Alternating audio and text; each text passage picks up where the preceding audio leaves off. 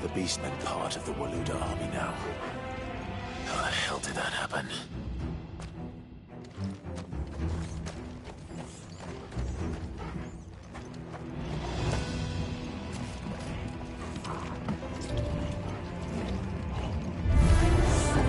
They've spotted us. With big toggle.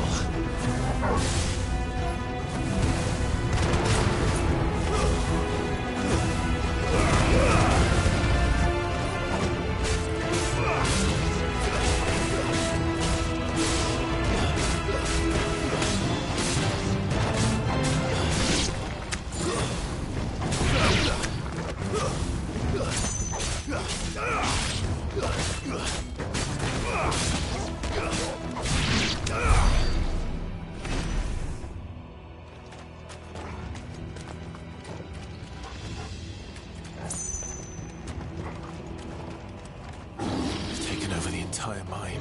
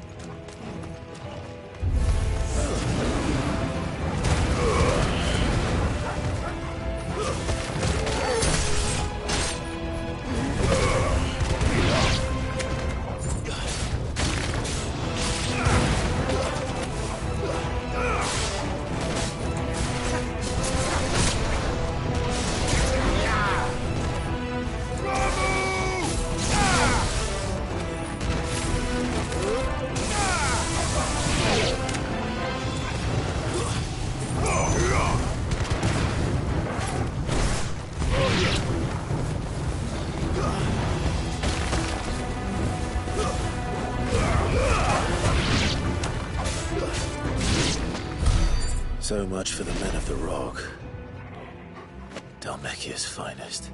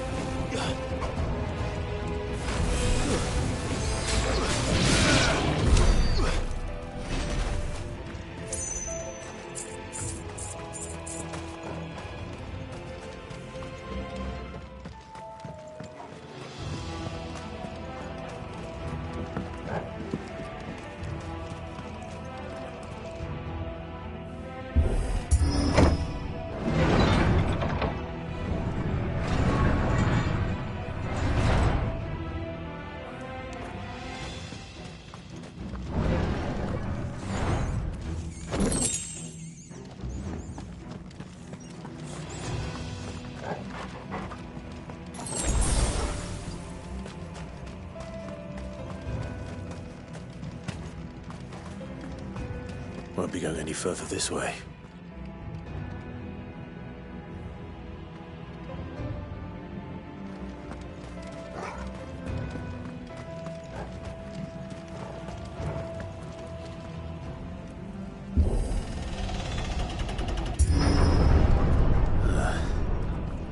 Stairs. This must be the way out.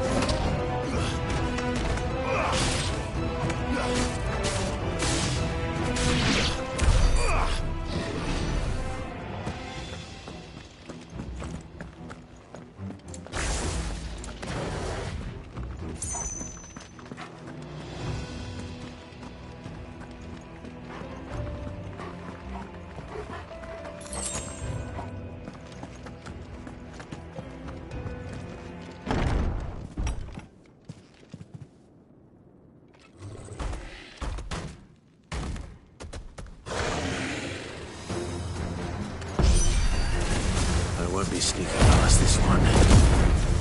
How did it get in here?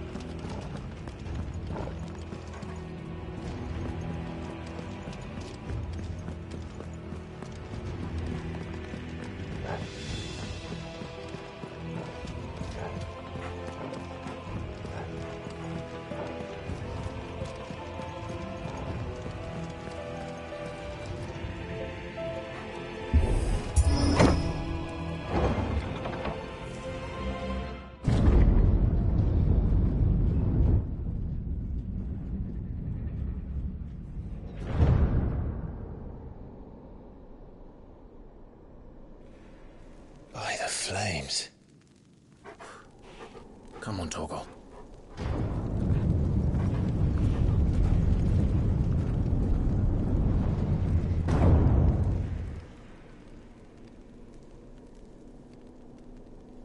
Kupka never did do things by halves. As if taking the Mother Crystal for his own wasn't enough. He had to build his castle in it.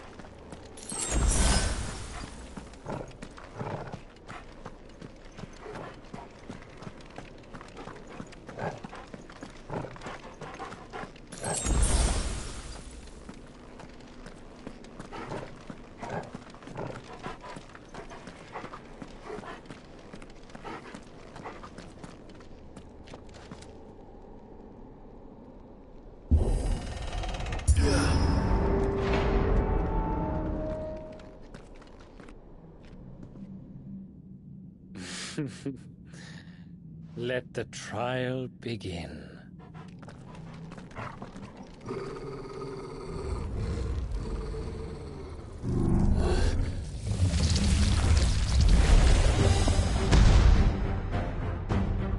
What the hell? With me, Torgal.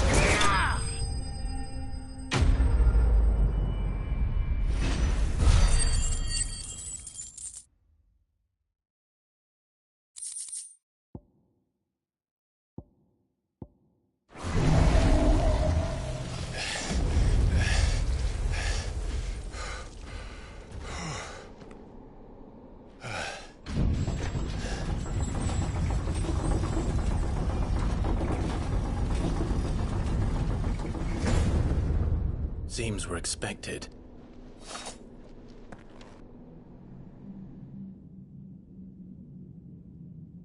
So this is the power of Mythos.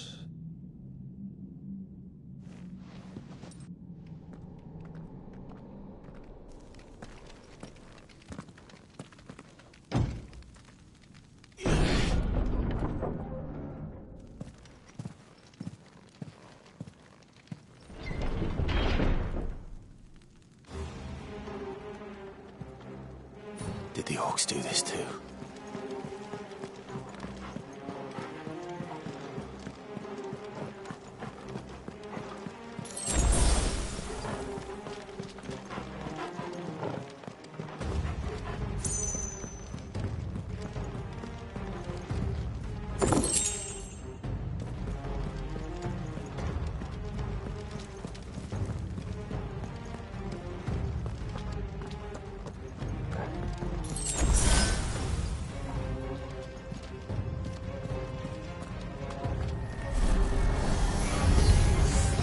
More of them.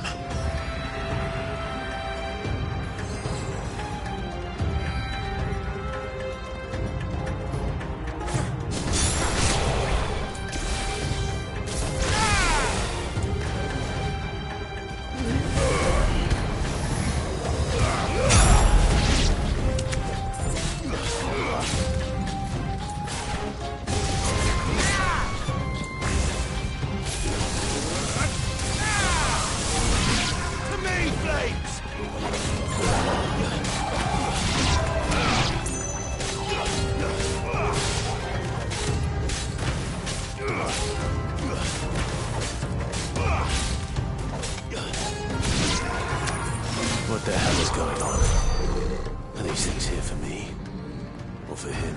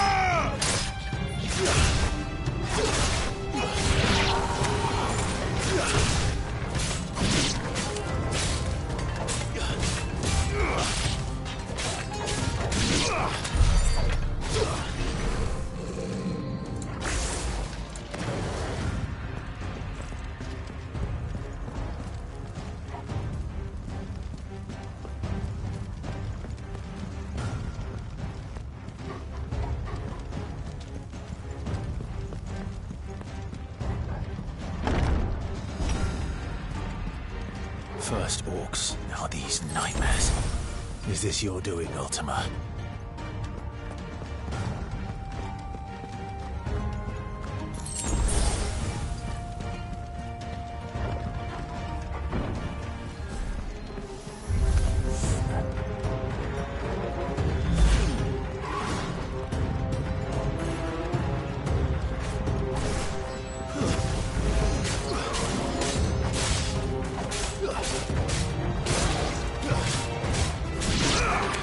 Ugh.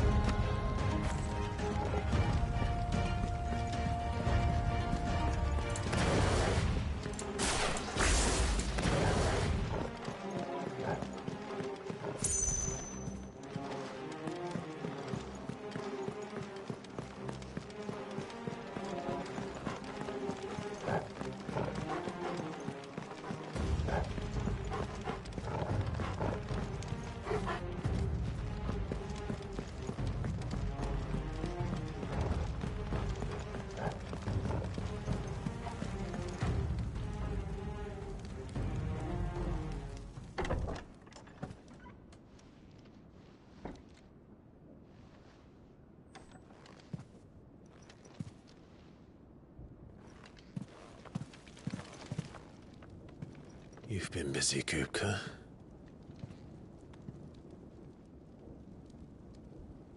But where did you go?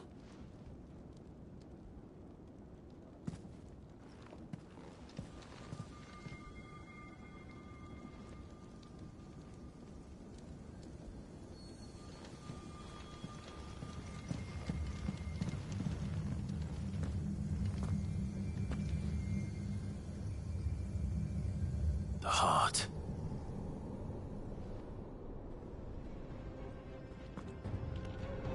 He's in the sanctuary. I can feel it. Come on, Toggle.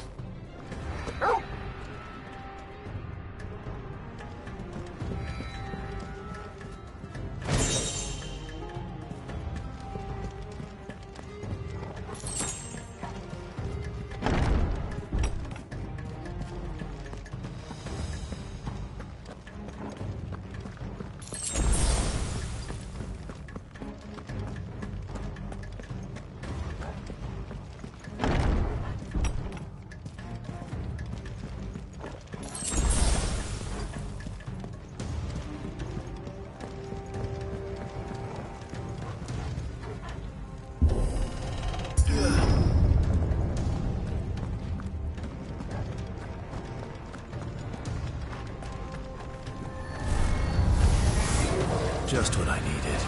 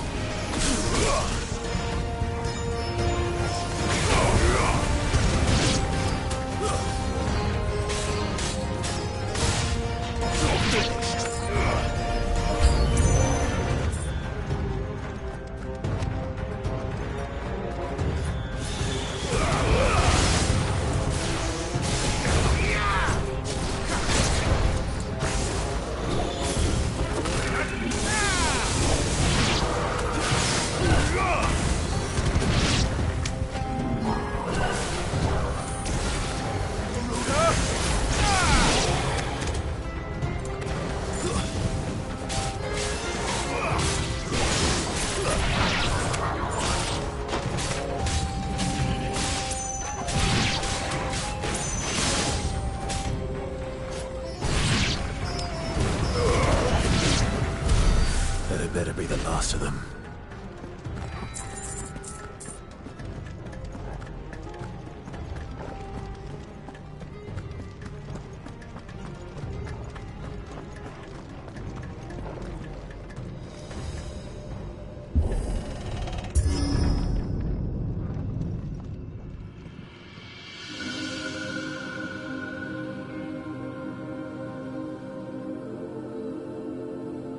Benedicta, my everything. I've missed you so much. Coca!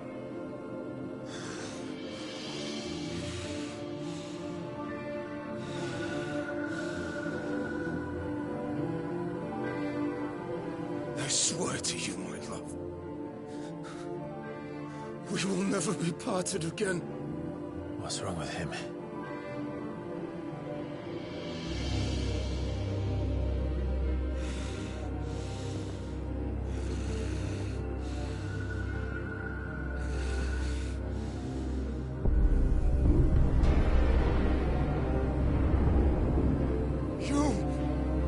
You got away from her!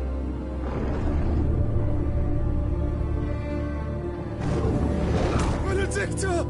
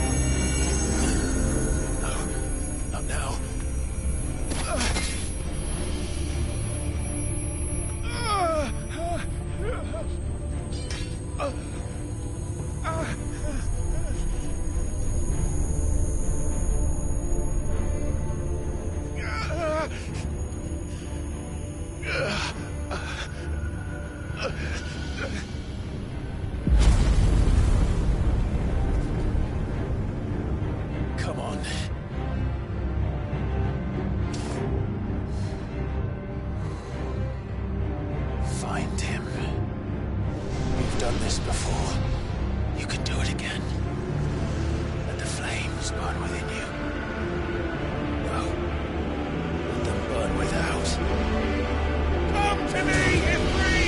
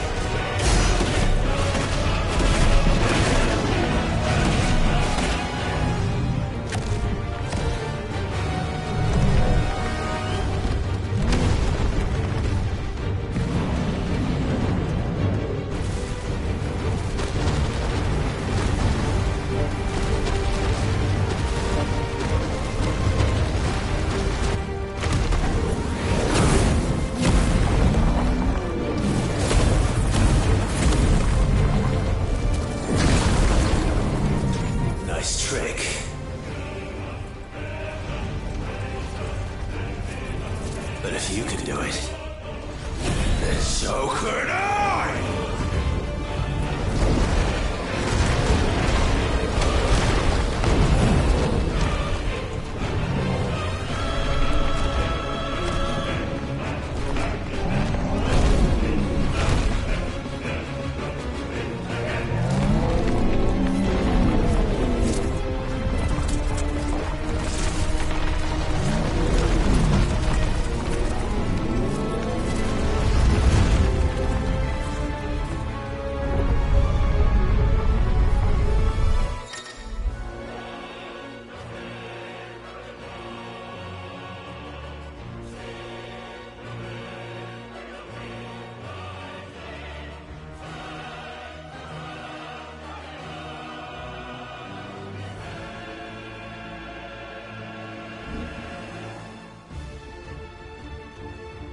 Let's give this a try.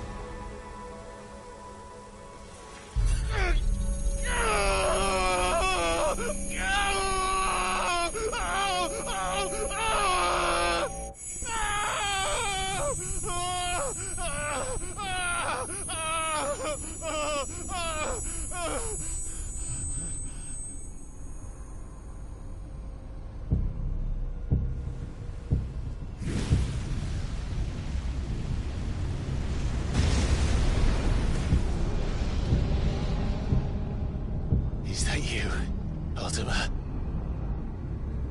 What do you want?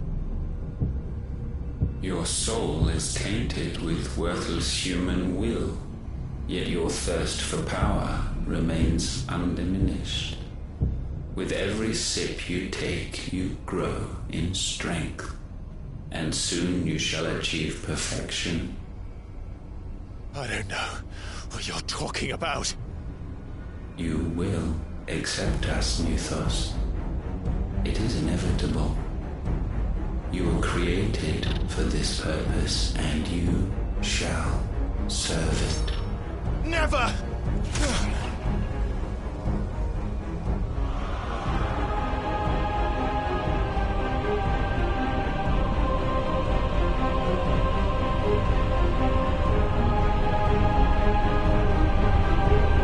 Fight it, Clive!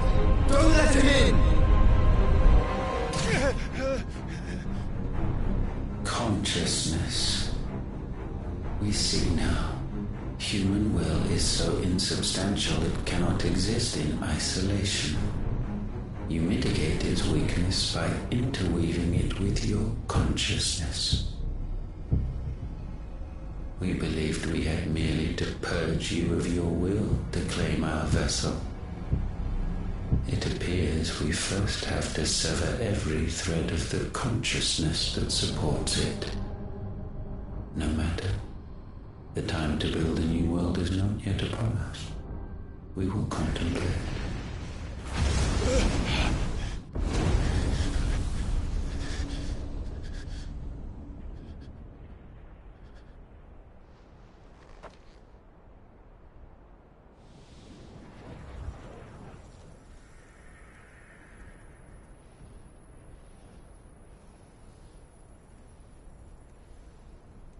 Thank you, Joshua.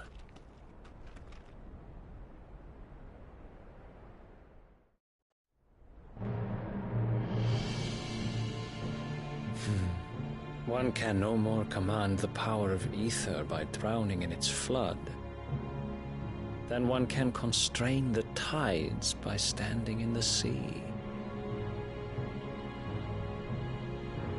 I had thought Hugo wiser than this, but it seems his head was full of rocks after all. Titan was strong. Your Majesty. But Mythos is stronger. For 5 years, that man lived only for revenge. Clinging fast to a fiction, even as it swept him into the abyss.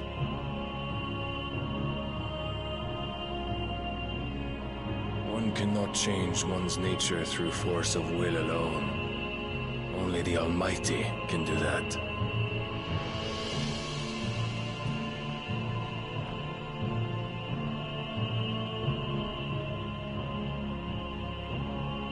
Hugo Kupka, the man who gave his life for a woman's head.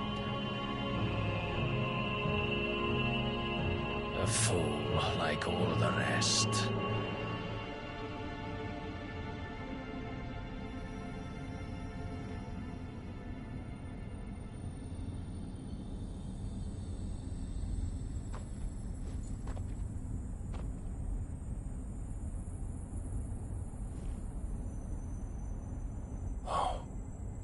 That the death of a mother crystal should be so beautiful.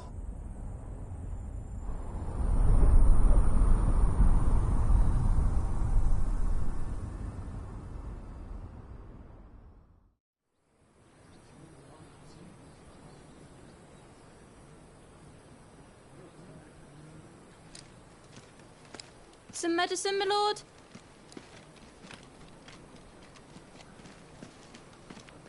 I have salves, potions, anything you need. Stop bothering me, urchin, or you'll feel the back of my hand.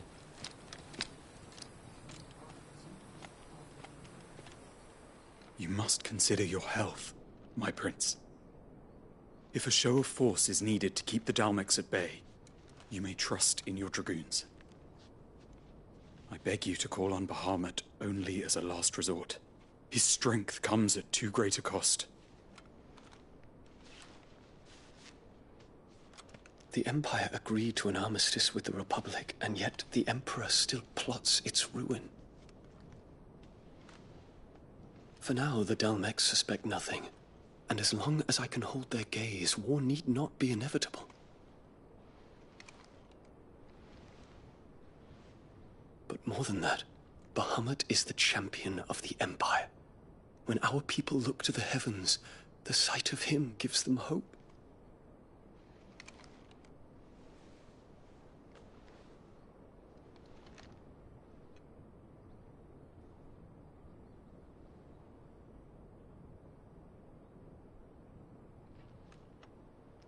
Forgive me, Terence. Would that you were my master. But alas. I will always be your loyal servant.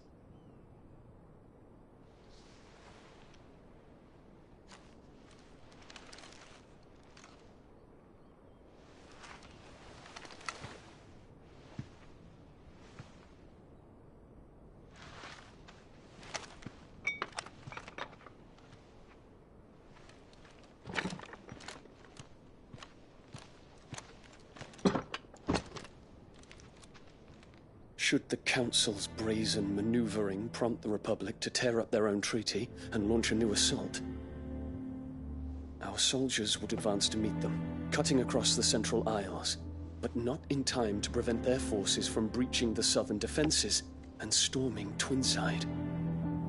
And so the capital would become a battlefield. Thousands of innocents would die. I cannot allow that to happen. There is one small mercy, at least. You will not be forced to do battle with Titan.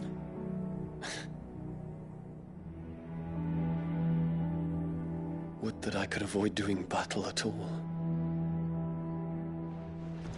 1,000 pardons, Your Highness. What is it?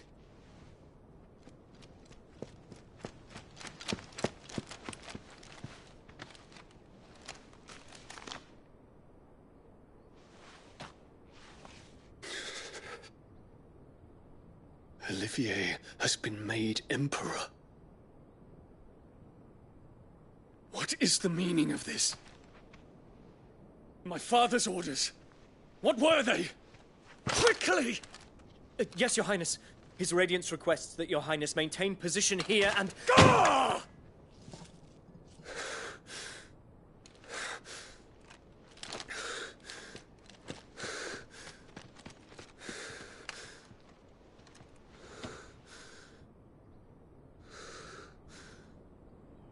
Terence. Yes, my prince. I must go to the palace. I'll ready your steed.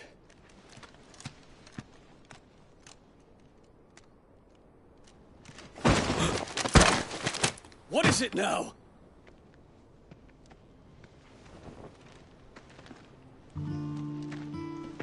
Forgive the intrusion, Your Highness.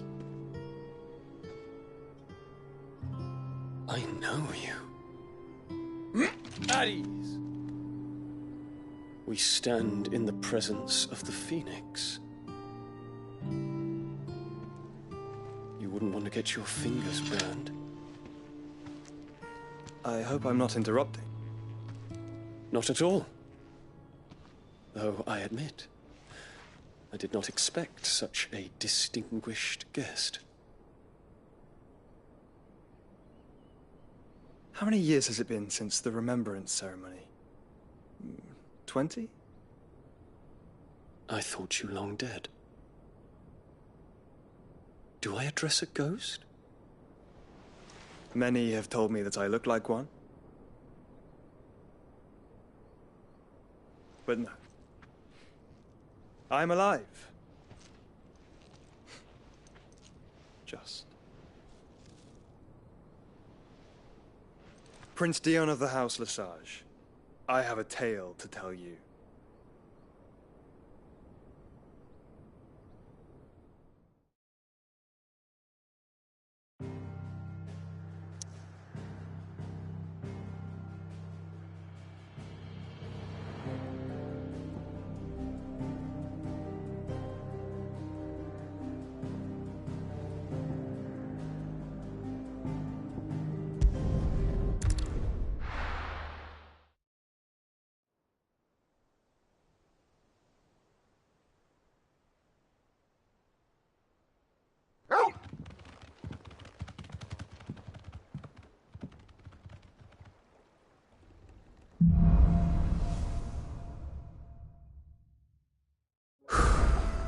I'd better give Otto the good news.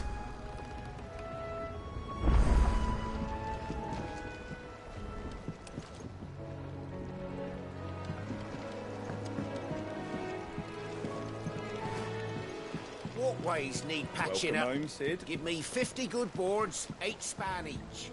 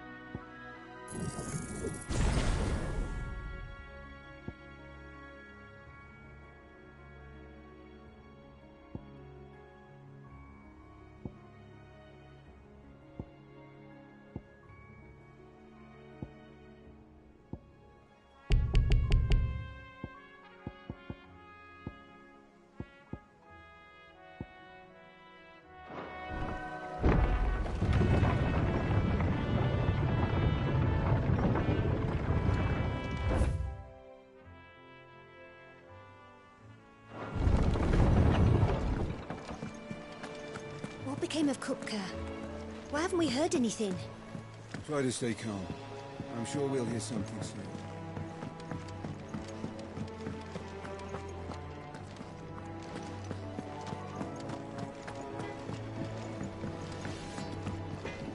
Back, are ya? Not saying Fordian, do you? No scratches, all right?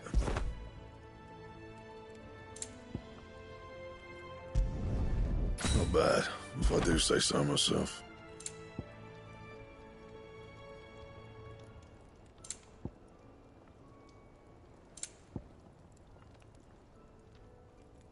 And?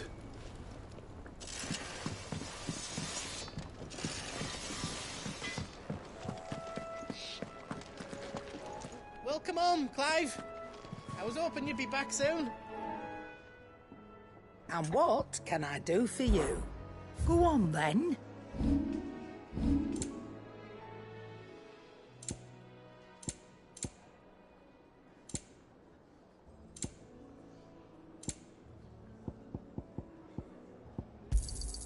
You'll not find a better price than that.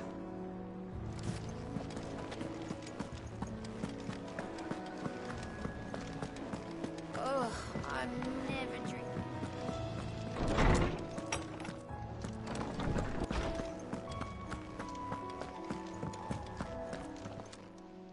Is there something I might assist you with, Clive? I have a few new notes that might interest you.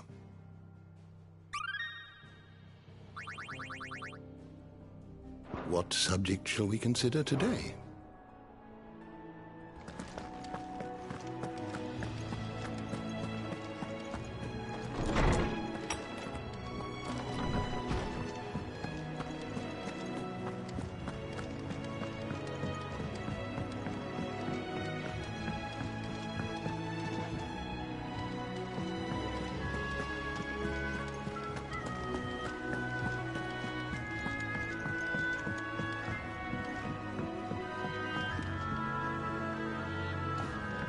We're seeing troops amassing. No surprises there. Oh, I wasn't expecting you back so soon. Come to claim your just desserts?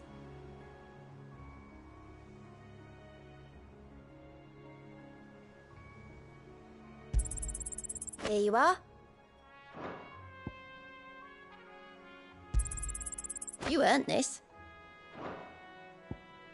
Best of luck out there, Sid.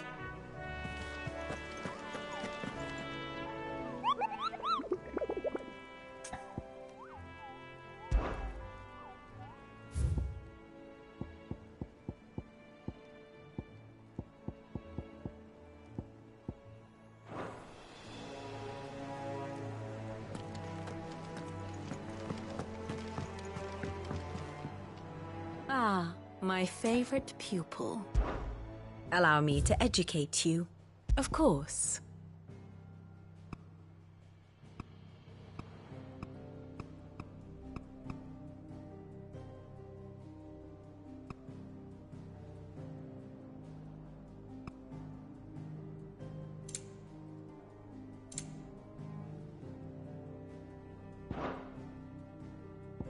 One must understand one's place in the world.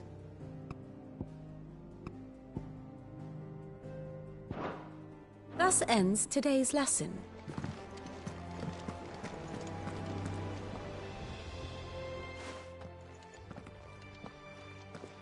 Clive, you're back. I am. And with glad tidings for once. Hugo Kupka is no more. Well, I'll be. All of our comrades who lost their lives back at Sid's place be smiling down at you right now. We had a stolus from Lubor saying Drake's fang had fallen. I expect that was your doing as well, was it? It's a long story. One for the history books, I'll bet. Welcome home, Clive. It's good to be back. You look better. I feel it. Which means I'm coming on your next little adventure. You're not leaving me behind again. Wouldn't dream of it. Otto. Any word on the Royalist movements since I've been away? Shouldn't you be putting your feet up? If you really want to know, go and have a word with Vivian. Thank you. I will.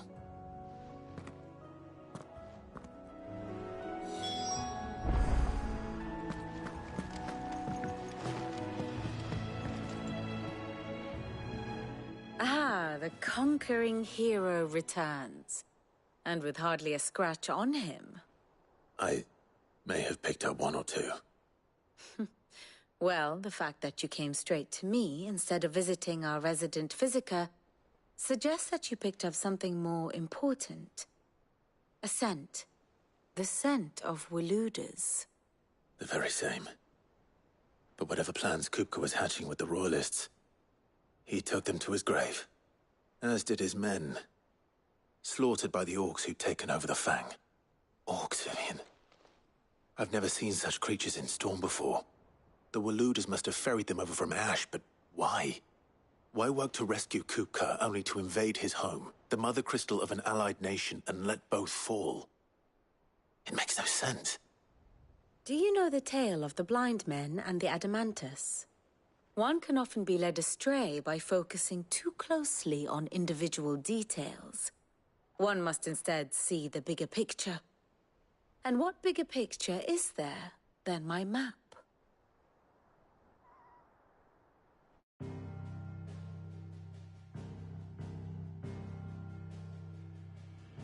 The Kingdom of Waloed claims dominion over all of Ash.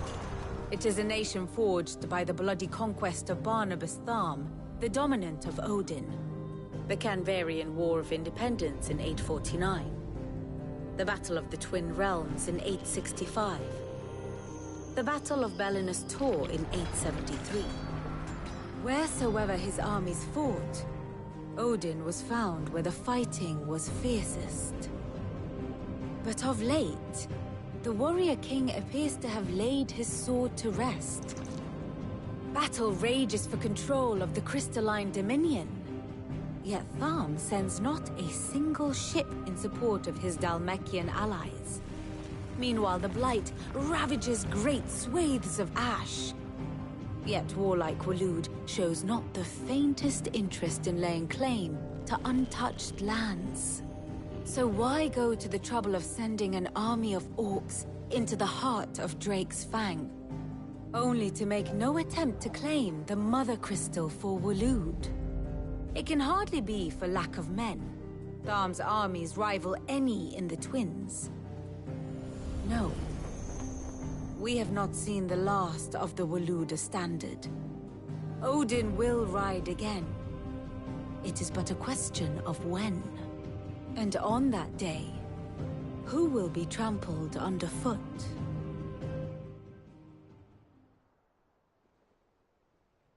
In summary, I know not to what end the Royalists betrayed Kupka.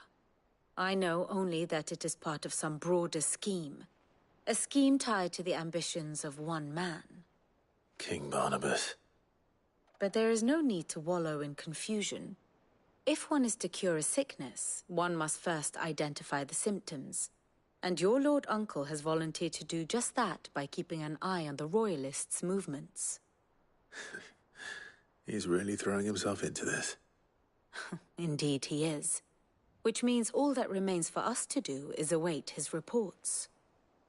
Well, not quite all in your case. The people of the Hideaway must hear the news. Justice has been done. Hugo Kupka is dead. The wounds he left that night are still raw, especially for those who lived with Sid the longest. Tell them that those wounds might finally begin to heal. Consider it the price of today's instruction. I've never known you to be sentimental. What can I say? I am only human. And we are, all of us, sentimental animals at heart. I suppose we are. Very well. I'll go and spread the word.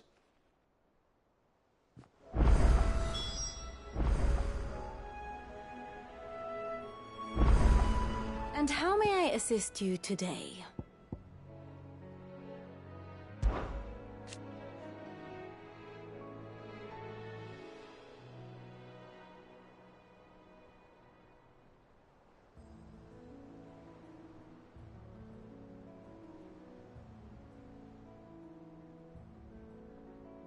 So what of its parliament?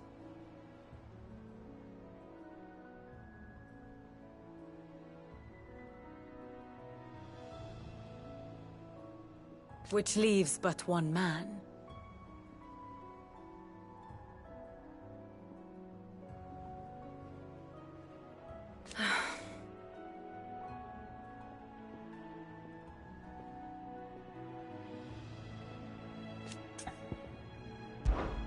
How may I help you today?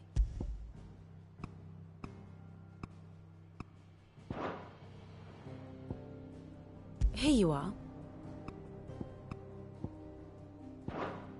Very good.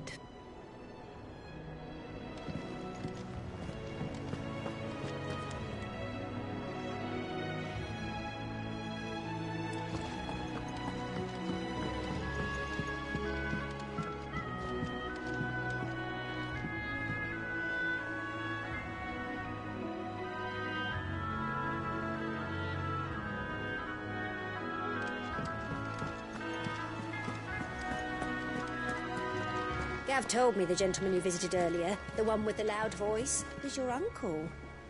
I did think there was a resemblance. Something in the eyes.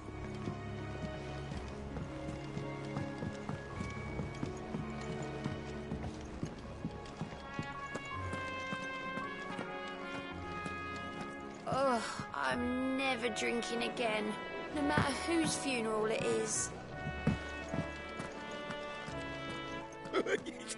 Ivan's newest dish is a masterpiece. Once you get over the urge to gag, that is. Our son hath taught the mountain.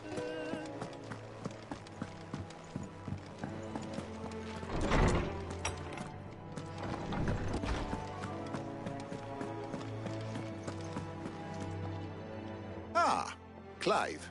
Have you come seeking the gift of knowledge? No. To share mine, actually. Hugo Kupka is dead.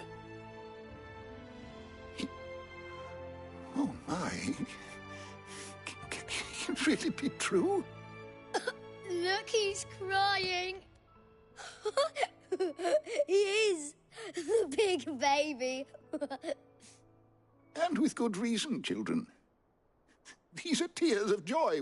We must offer up a prayer to your parents that the heavens might weep with us. There shall be no lessons today, only thanksgiving and merrymaking. Go, put away your things. All right. Brilliant.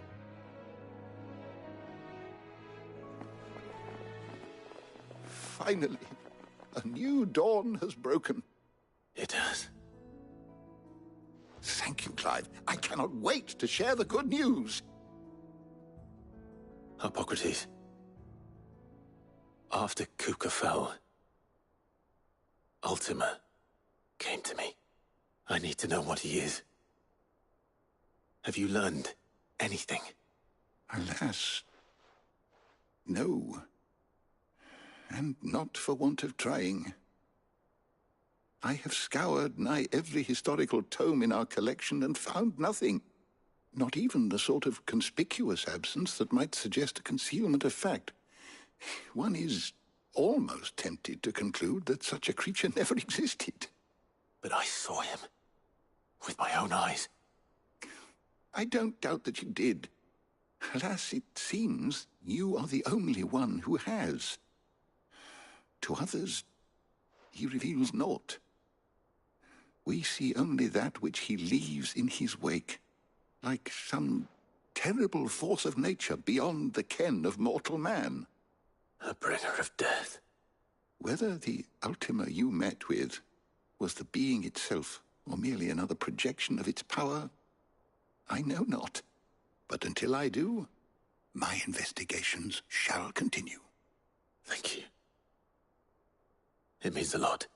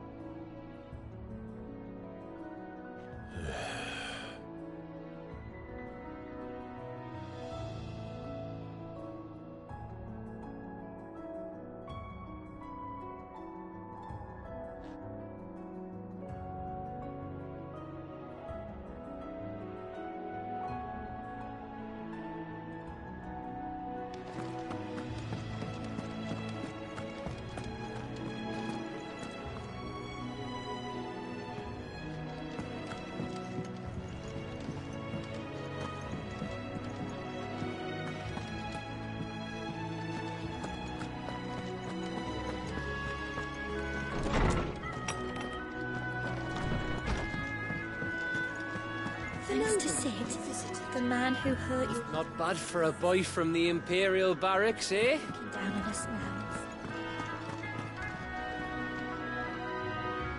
Well, someone looks pleased with himself. It's true what I'm hearing, then. Nothing escapes you, Lady Karen. It's true. Kuka is dead. No more looking over our shoulders, then. Good. I'm starting to get a crick in my neck. Don't let it go to your head, though.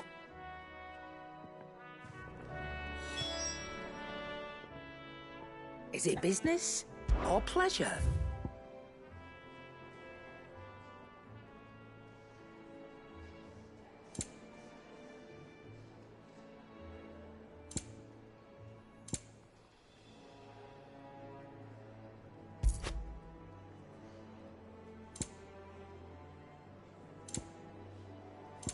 Is that all?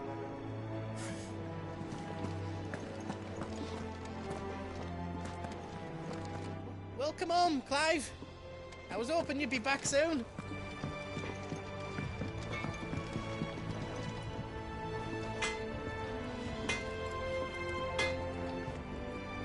Blackthorn, do you have a moment? What is it? I'm busy. I wanted to tell you that Hugo Kupka is dead.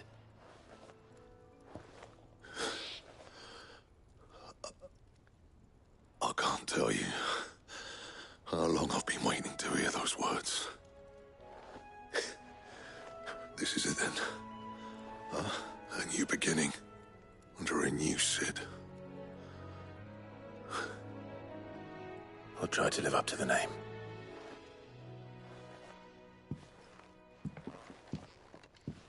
Right. Let's see if Otto has anything else for me. And what can I do for you? It's a relief. Thank you, Clive.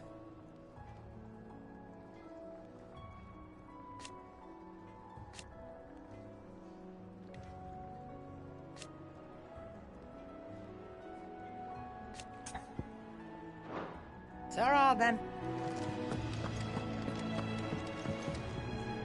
Welcome back, Sid.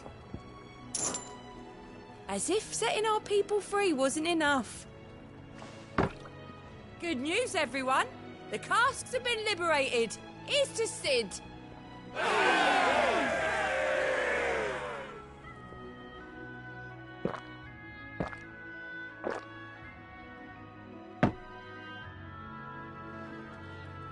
Oh, keep your mug handy.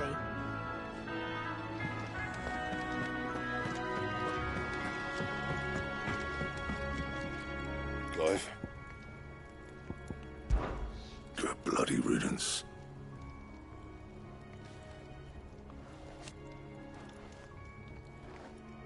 Mine included.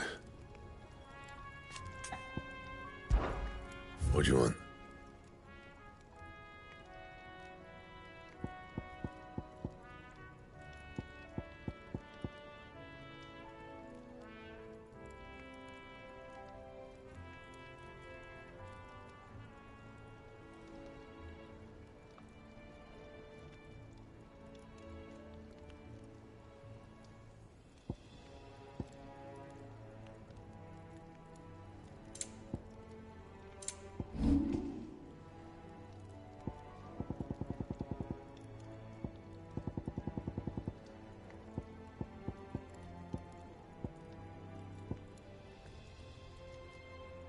Anything else?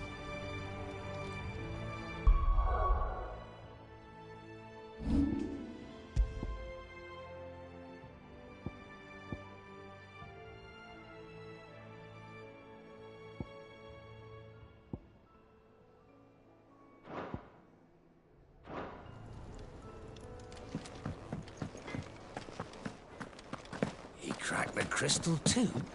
You're joking.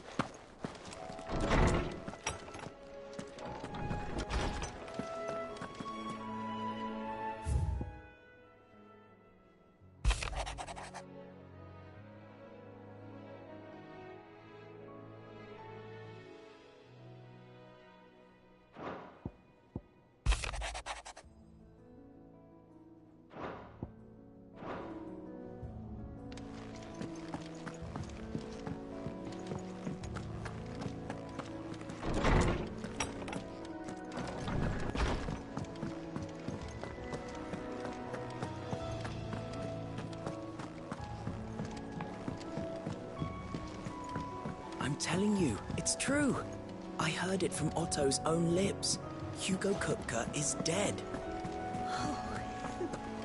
What a relief.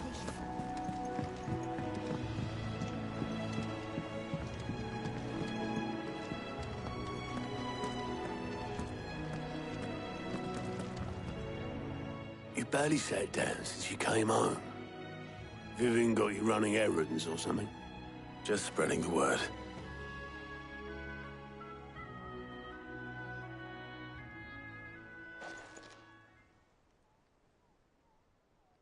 So, the Professor's got a soft side, has she? I'd never have guessed. No. She was right, though. Everyone was glad to hear the news. Ah, but you ain't told everyone. I can think of plenty of friends back at the old hideaway who'd sleep more peacefully for knowing. Not least of all Sid. You should tell him. You're right. I should. And I will. Well, when you do, be sure to take Mid with you. She's been going at it hammer and tong down in that workshop of hers, trying to do her father proud. I can't remember the last time she visited the old sod's grave. Very well. I'll suggest it.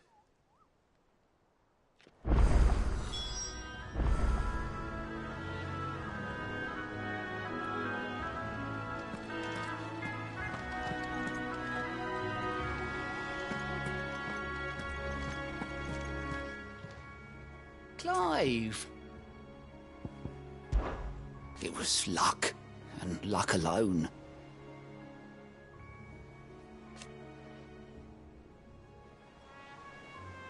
But now...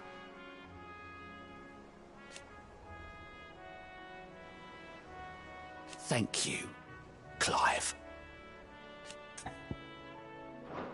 You off then? Fancy a look at the list, do you? Don't be a stranger, eh? Welcome to the Patron's Whisper. Kuka. When I close my eyes...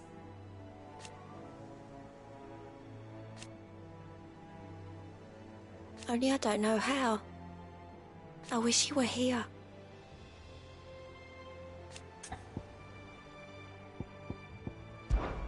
May the goddess go with you.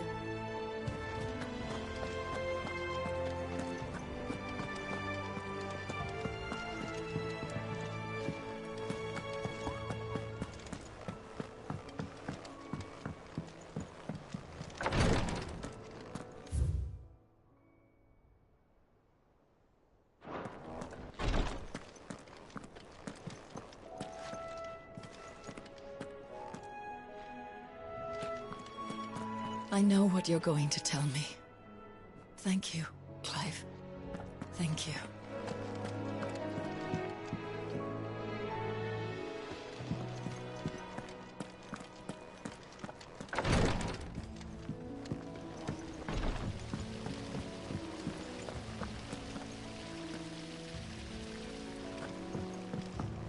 Let me know if you find any books worth reading.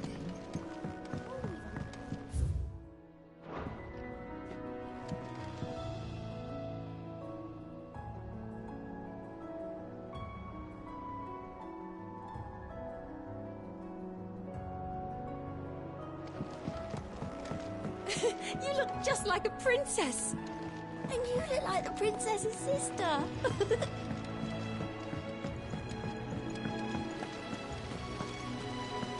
When it comes to boyish charm, Goops has an indomitable rival.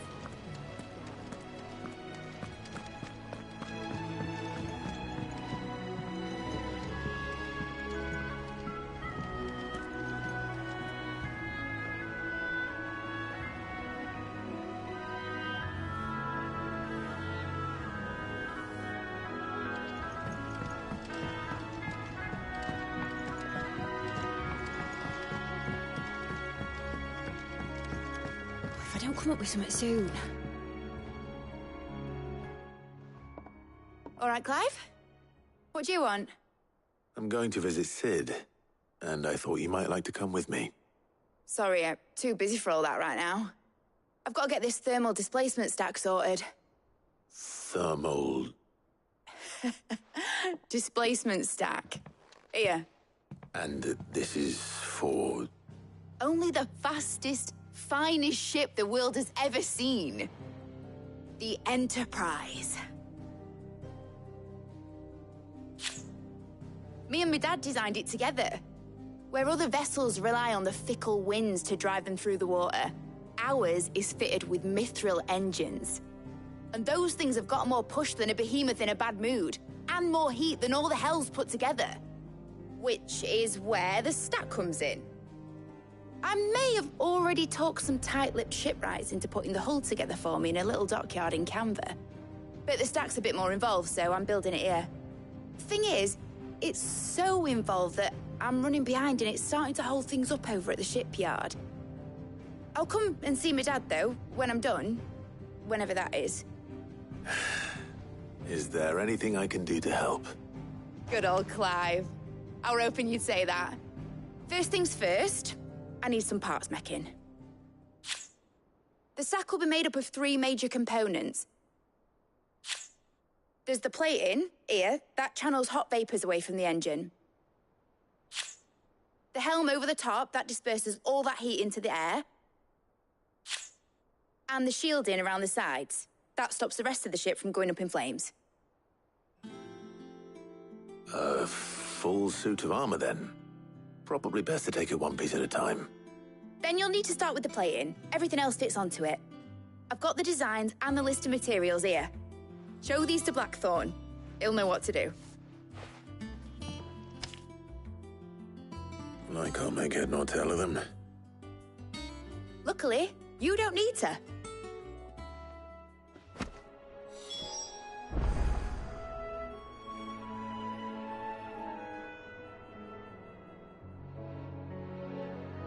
The engine plating's basically just a very efficient conductor. Create a thermal gradient across it and the heat radiates outwards, which... You know what, just show the plans to Blackthorn. He'll know what to do.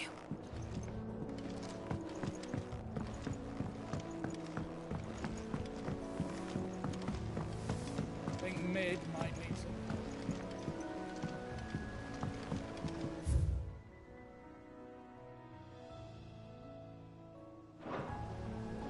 Editors started reading books that don't have any pictures in. Why would anyone want...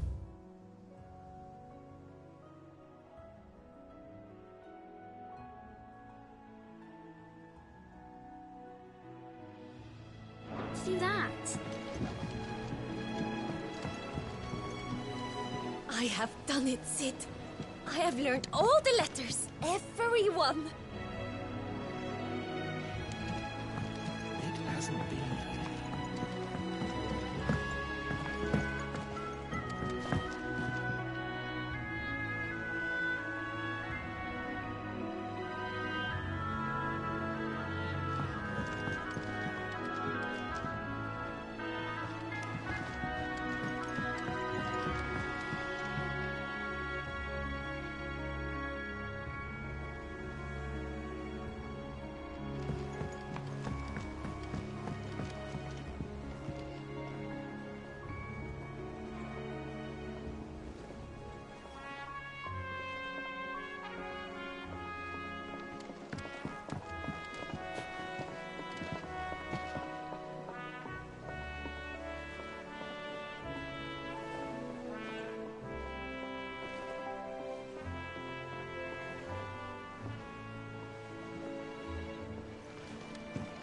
I went up to give some greens to the...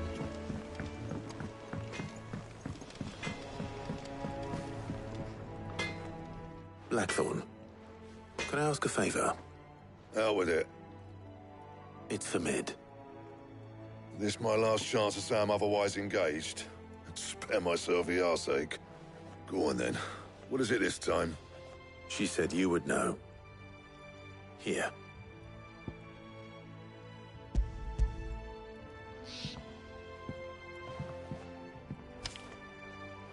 Krieger's teats. Well, I don't know what the hell you'd want this for, but I can make it. Won't be easy, though. And I'll need help. Get Gavin-Otto in here, will you? All right.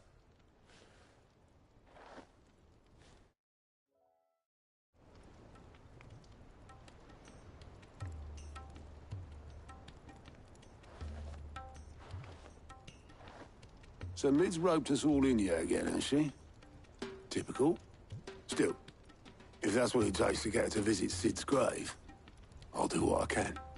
And, what is it we need to do, exactly? Take a look at this. It's this plating. The usual saw grade steel won't work. We need something that can get very hot, very fast, and still keep its shape. That means an alloy. Something that won't break or buckle at the temperatures she's talking about. Which is where you lot come in. I need materials, and I've got my work cut out already. You'll have to fetch them. Now, there's a special kind of sand I'm after that you can only find out in the Valcroy. Stardust, they call it. As for the rest of the stuff, my usual supply should have it in stock. It just needs buying and bringing back here. Well, we'll get it done quicker if we split up. One of us should probably give you an hand collecting the sand. And the other can go and get the rest from this supplier. Right then. Well, make your minds up who's going where. We can get this over with.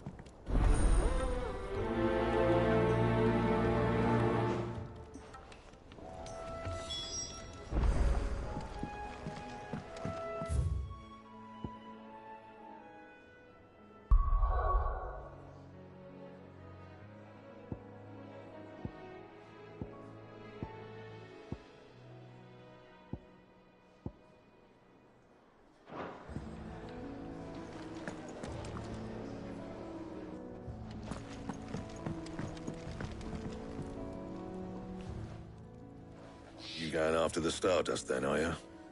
Which one of these two lucky souls is going with you?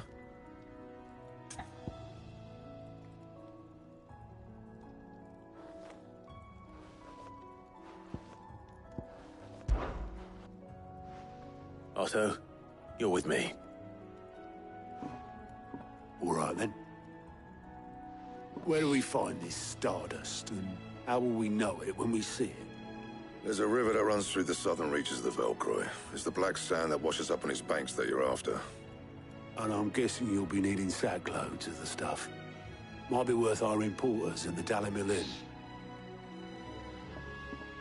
I'll head down there.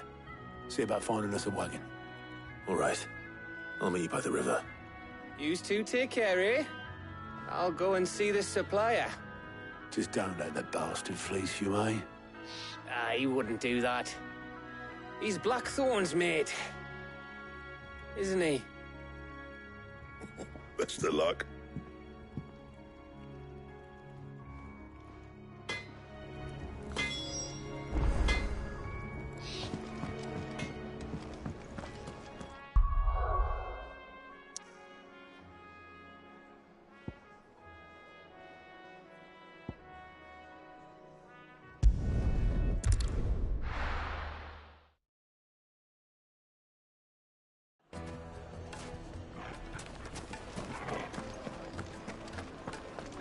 The finest fabric! Take a sniff, good sir. Now there'll be no one to man the shop. Gone, just like that. And without so much as a by your leave. What's the matter? It's my apprentice. He up and vanished while my back was turned.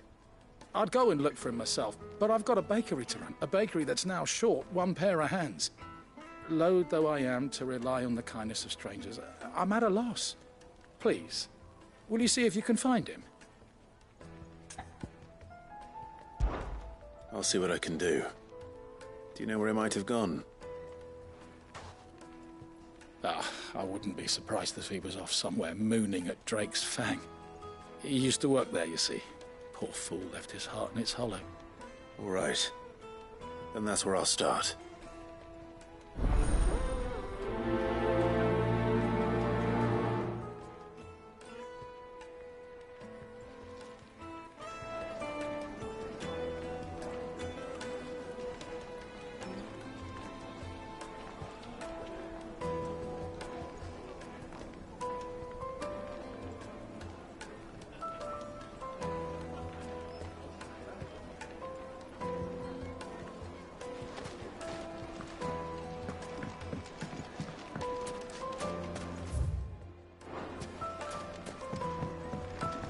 Oh, where did all the men of the rock go?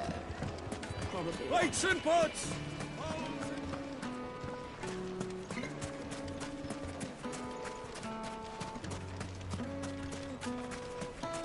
No, I'm telling you, it's gone.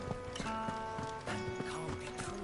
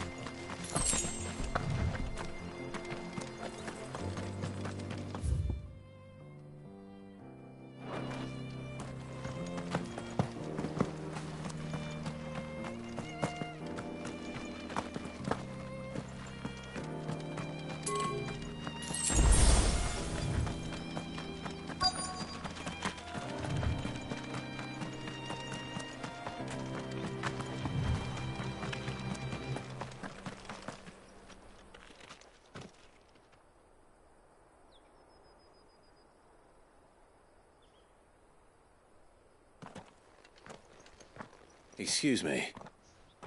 What do you want? The baker sent me to find you. I am a sorry, selfish sod, aren't I? It's certainly not a baker. Master must have ruled the day he took me in. Time was the sight of the Fang used to calm my nerves. But now look at her. I take it you missed the Mother Crystal. I hated her, but she was all I knew. Worked her mines for years. And when she shattered, part of me shattered with her. I had to trade my pickaxe for a rolling pin. But I'm no good at baking. Every loaf I touch collapses. My bread's as hollow as I am. She was the only thing that could fill the hole inside me. Oh, I loved her, damn it. But now she's gone. She's never coming back. What am I supposed to do? I ask her. How does a shell of a man learn to live again?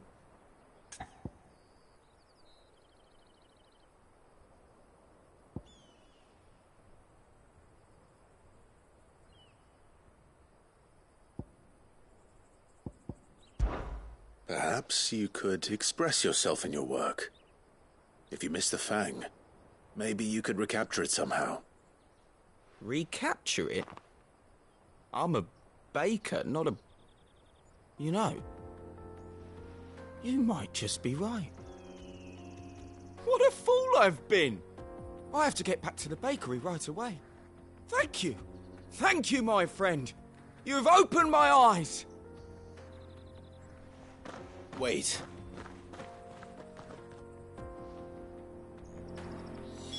Suppose you won't be needing an escort then.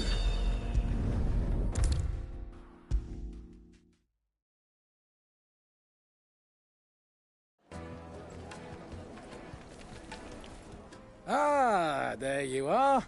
The man who lit a fire under my wayward apprentice. Though I worry you might have stoked the flames a little too high. He damn near ran me down trying to get to my oven. Master, it's ready. Behold the Drake's Balm. A truly unique creation. I dare say it is. Just look at it. A perfect likeness of the Fang herself. Her steepled peaks, her fulsome spurs, her inviting hollow.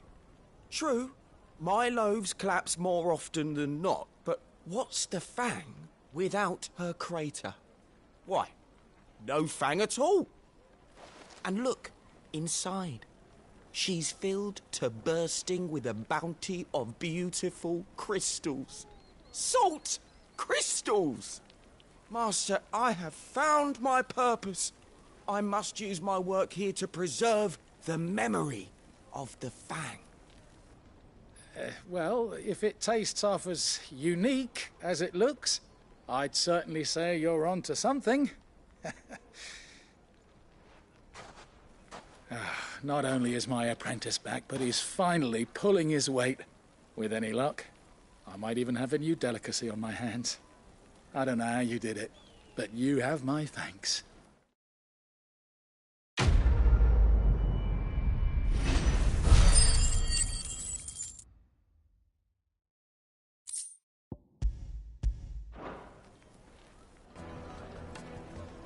Now, Dusan, I know you're keen, but do you have to use the good salt? Leave some for the rest of us. Sorry, Master. I'll go and get some more later.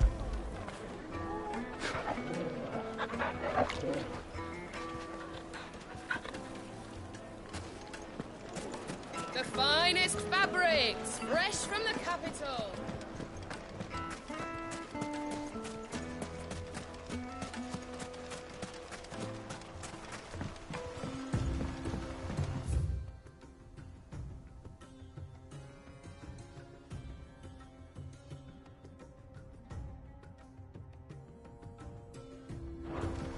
Looks like I found the river.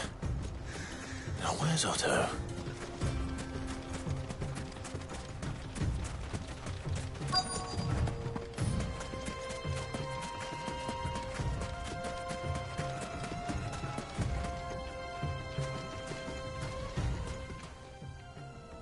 Otto, sorry I'm late. Oh, Clive. I had a quick scout about, and I reckon this area's our best bet. Seems Blackthorn's the only one who thinks smithing with his Stardust stuff's a good idea. It's just lying here, waiting for any old fool to fill his boots.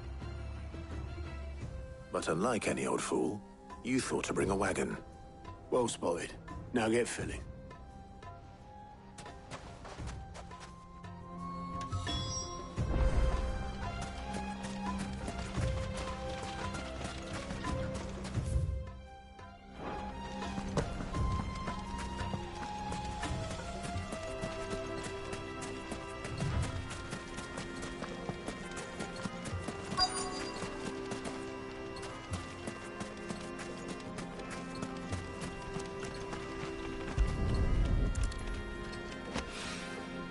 So this is Stardust. It just looks like black sand to me.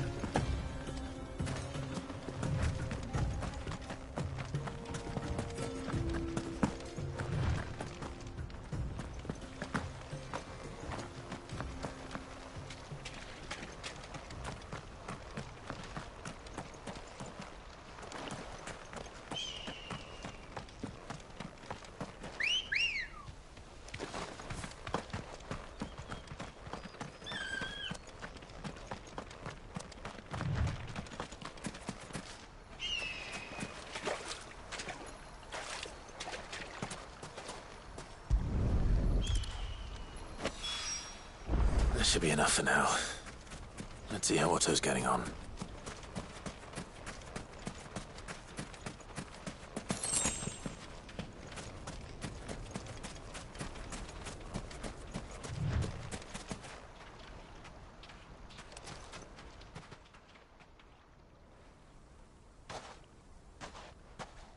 How much did you get?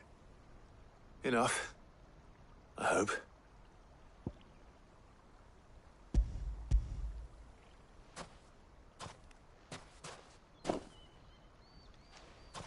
More than me. Put it all together and I can't see Blackthorn complaining. Much.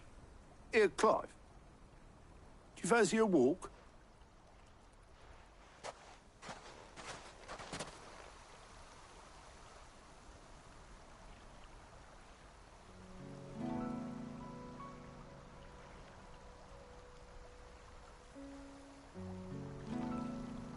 Sid will be proud.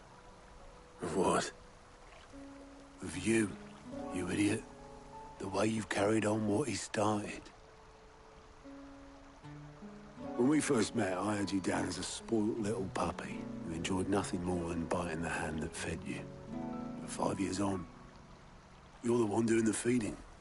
So thanks for proving me wrong. You weren't wrong. But I changed. Thanks to Sid. And thanks to you. When I suggested taking on his name, you were the first to back me. And if you hadn't, no one else would have. I couldn't have done any of this without you, Otto. Yo, give over. You're making me blush.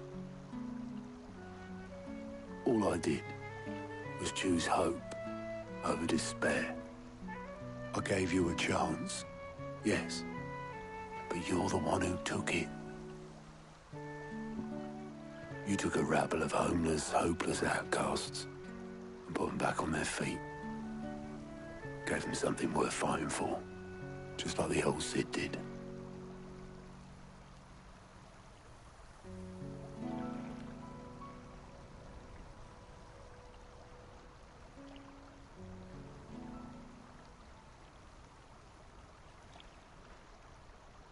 About time I was heading back, I reckon. All this scrabbling about in the sand's taken its toll on the old pins. I'll see you back at the hideaway then. You can take a well-earned rest when you get there. Oh, I plan to. Believe you me. But I'll make sure Blackthorn gets his precious black sand before I put my feet up. He'll only moan otherwise.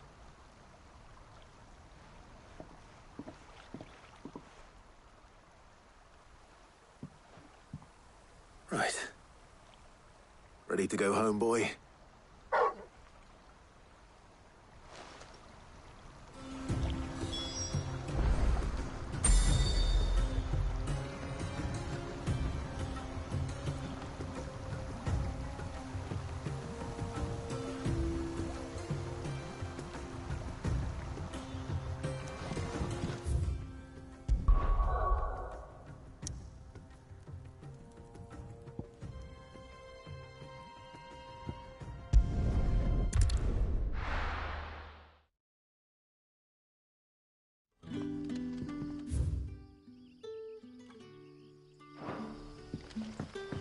Good day to you.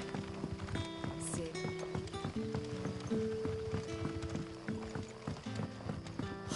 The crystals we get from the tailor are all but worthless. We had to dig a new cellar.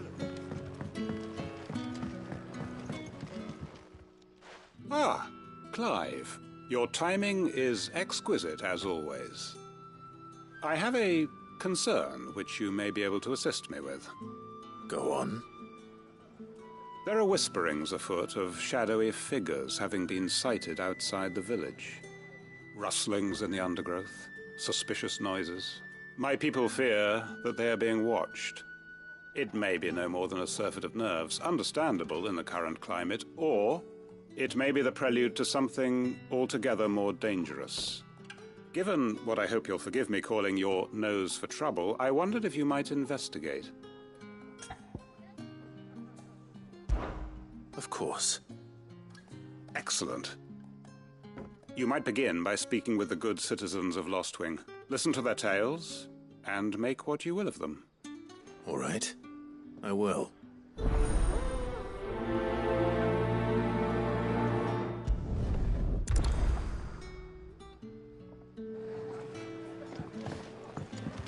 Right. Let's see what the people of the village have to say. I'd better find out if this is just nerves, or something we need to take more seriously.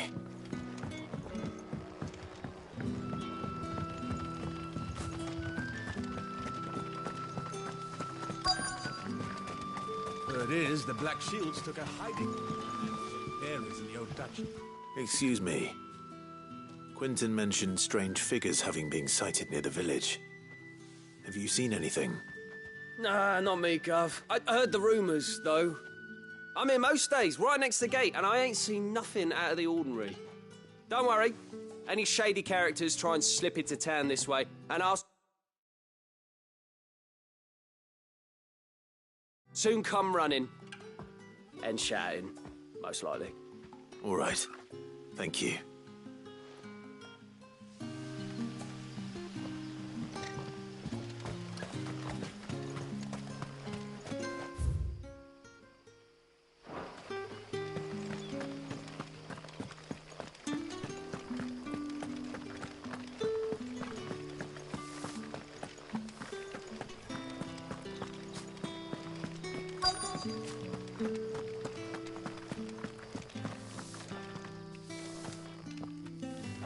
Do you have a moment? There's talk of suspicious figures in the woods. Have you seen anything out of the ordinary? No, but I've heard something. Sound of scraping metal, like someone sharpening a sword. Where was this? In Lorbert's Pass. Was out foraging for herbs when I heard it, screeching out from between the trees. Ran back here as quick as my legs would carry me, and I ain't been back since. I see. I'll look into it. Thank you.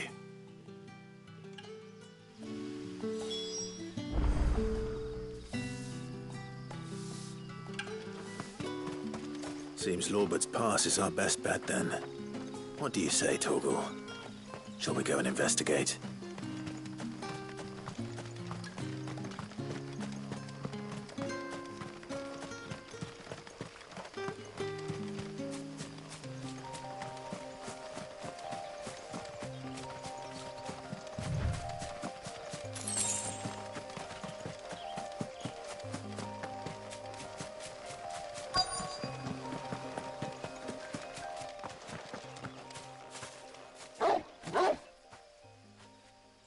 You there. Fuck! He's seen us. Get them before they escape! Black Shields. Here. What the hell are you doing here? What is it to you? Not that we give a damn. All that matters to us is that you don't leave here alive.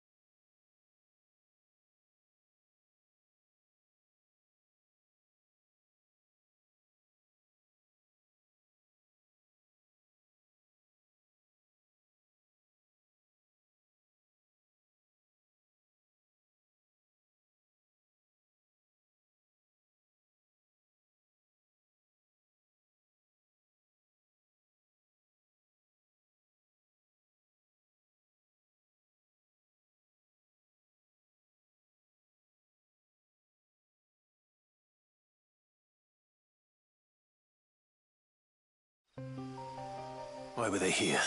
Were they planning an attack on Lostwing? I need to warn Quentin.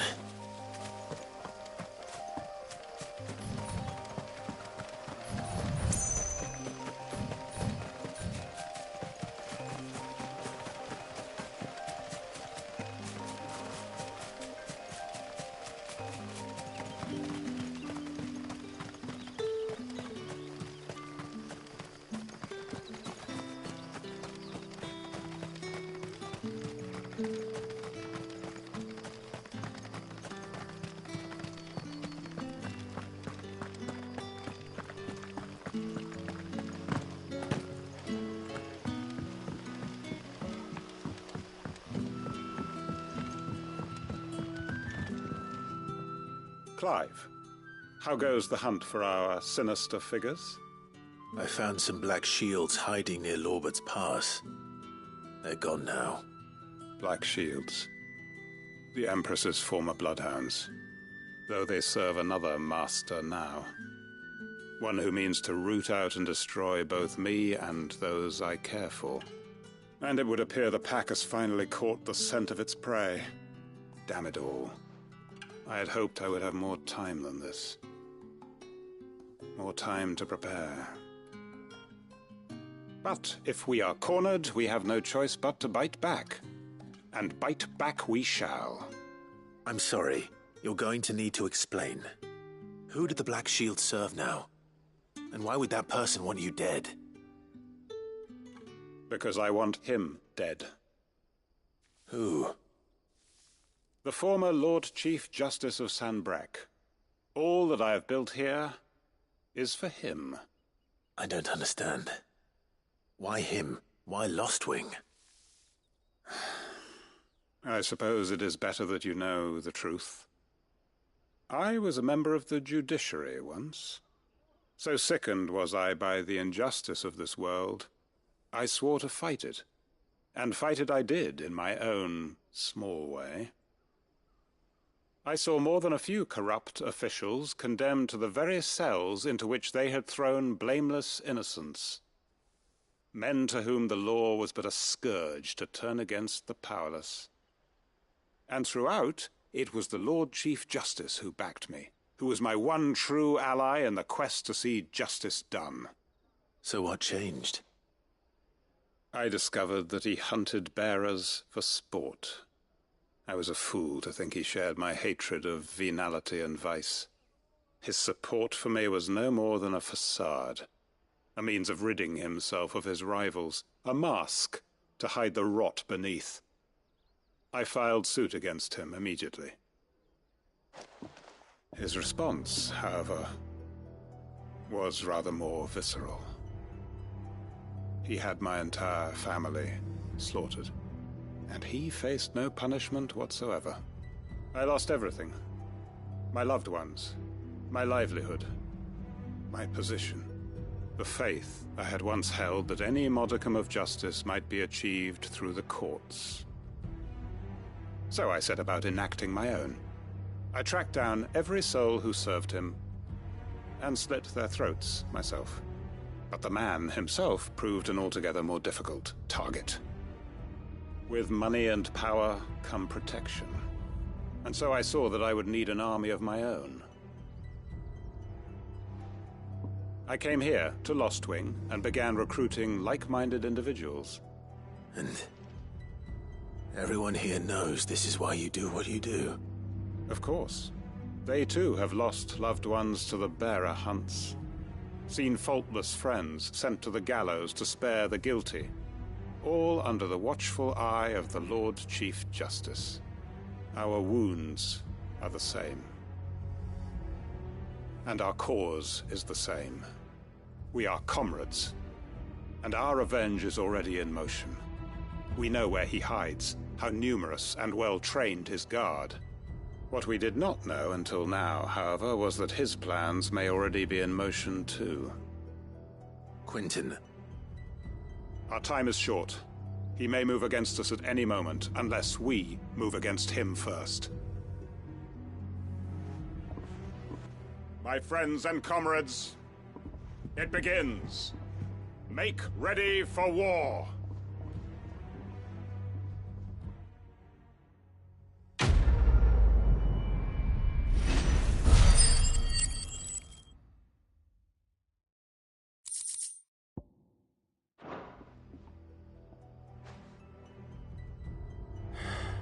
I'm not going to change his mind.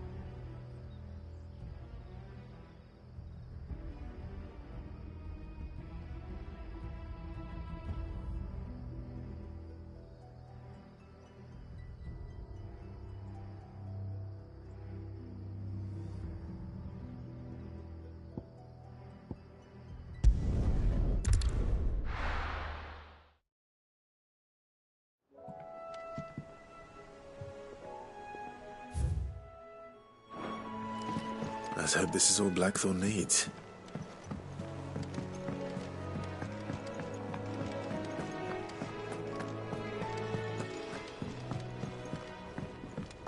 There you are. Blackthorn's got his precious stardust, in case you were wondering.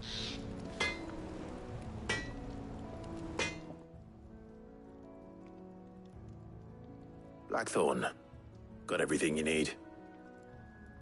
Yeah. Yeah, I do. Cheers for the stardust. Should be enough to be getting on with. Nice to get out and about for once. Let's do it again sometime, eh? I'll make a start on putting this thermal plating together then.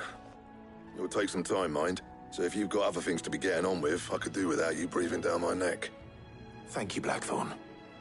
I'll let Mid know construction's underway.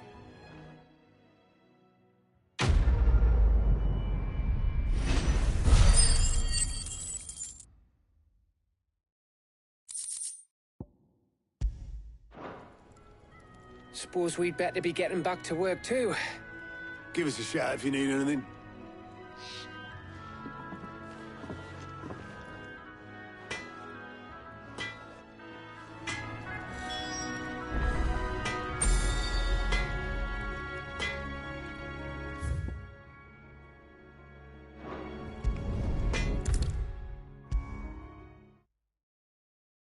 If I don't come up with something soon. You'll be pleased to hear that Blackthorn started work on the plating. Excellent. 1 down, 2 to go. So, what's next? The helm, of course. For this, we'll be repurposing fallen scrap. Salvage from the ruins?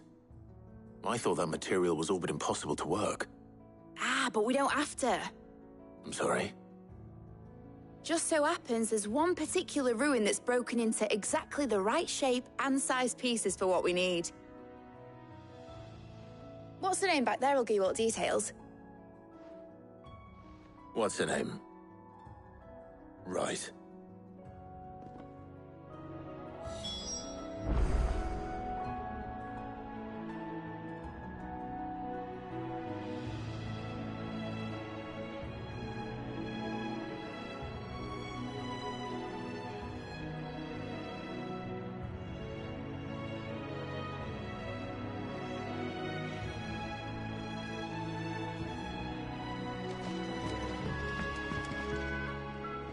Oh, Sid, is this about the helm? Yes. Mid said I should speak with you. I'll show you the plans then. Here you see the mithril engine, in which mithril is burned to generate heat. That heat is then harnessed to produce motive force. Excess heat is dealt with by means of the thermal displacement stack, which disperses it into the surrounding air. Now, were we to rely on thermal plating alone to achieve this effect, the rate of excess heat buildup would far exceed the displacement coefficient of the plating. In other words, the reactor would overheat and eventually explode. This is where the helm comes in. It connects to the plating, you see, and serves as a sort of thermal sink to absorb all that excess energy. Our experiments have shown that fallen ceramics are remarkably thermophilic. They can withstand and absorb levels of heat far above anything we are able to make today. And not only that, they're also waterproof and immune to rust, making them the perfect material for our protective hood. Why, if sea or rainwater were to enter the reactor proper, it would vaporize instantly. The forces produced would tear the ship from stern to... You can stop there. I understand. Mid said we might be able to use parts of a fallen ruin. Where would I find it? Ah, yes. It's in Lorbert's Pass, near Lostwing. The thing is, well, I probably should have arranged to have the pieces we need brought here sooner. You see, a certain unwanted visitor has taken up residence there. It's no longer a matter of just walking in and taking them. It's, going to be considerably more dangerous than that. I see. Then I suppose I'd better deal with this unwanted visitor for you. Would that help? Oh, very much. Thank you, Sid. I'll gather my team and head there right away. We'll meet you outside the ruins.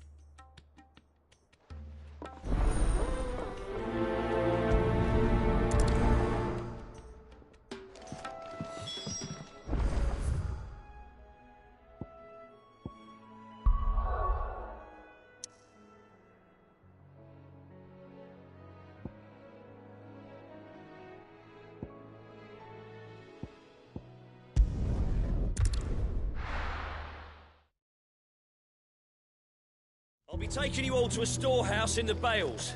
Leave anything you don't need behind.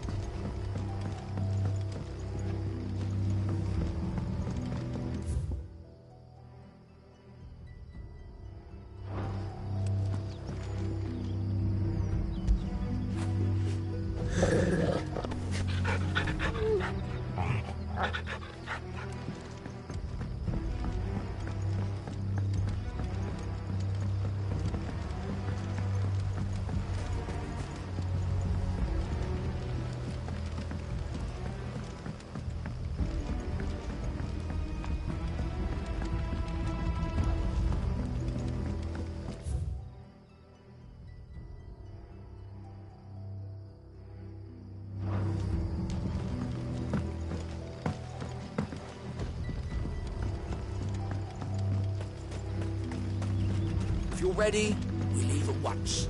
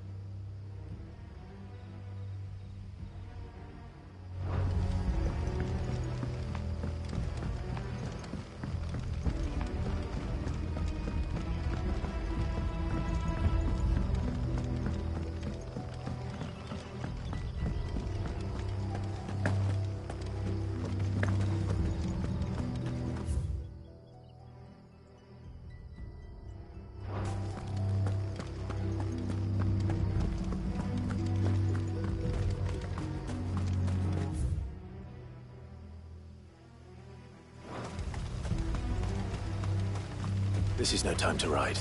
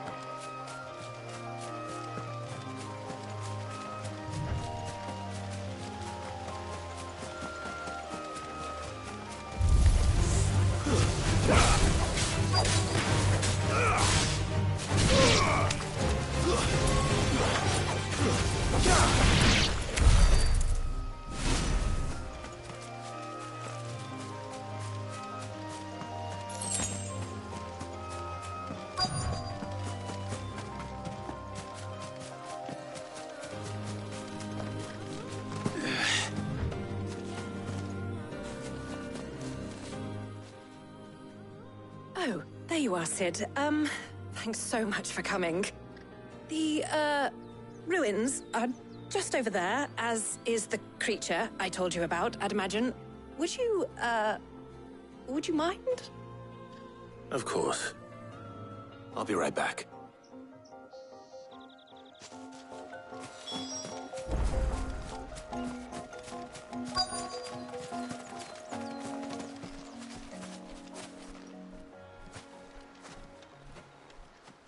Anybody home?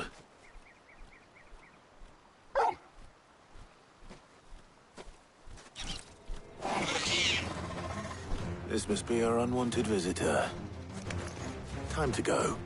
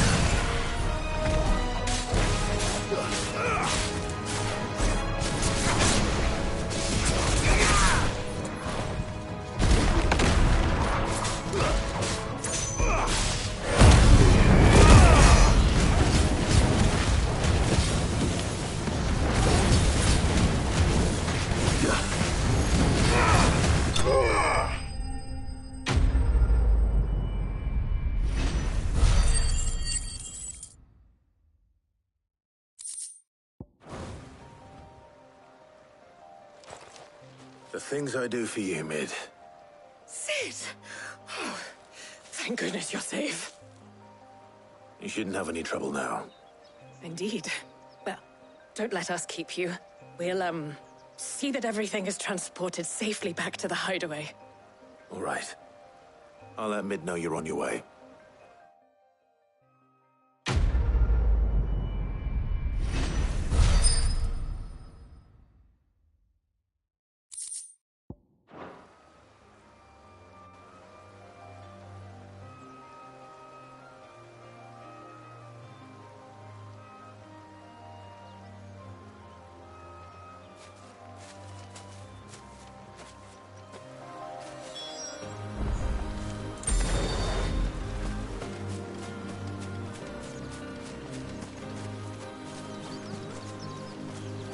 Your work is done, Sid. We'll take care of the rest. Let Mid know she'll have her helm very soon, would you?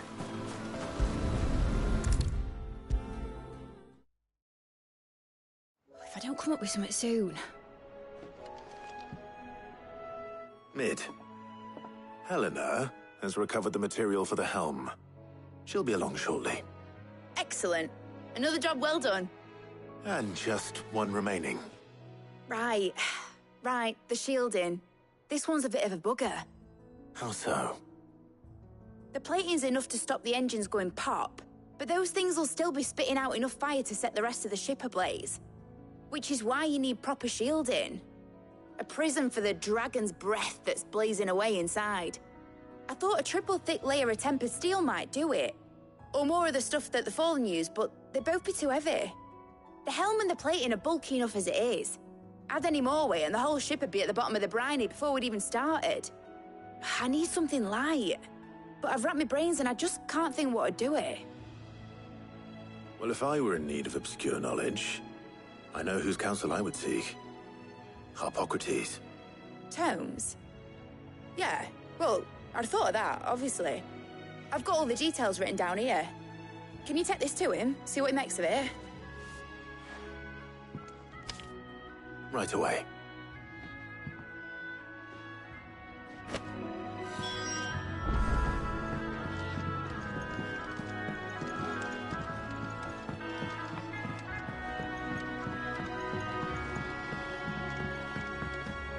think Mid might need some help.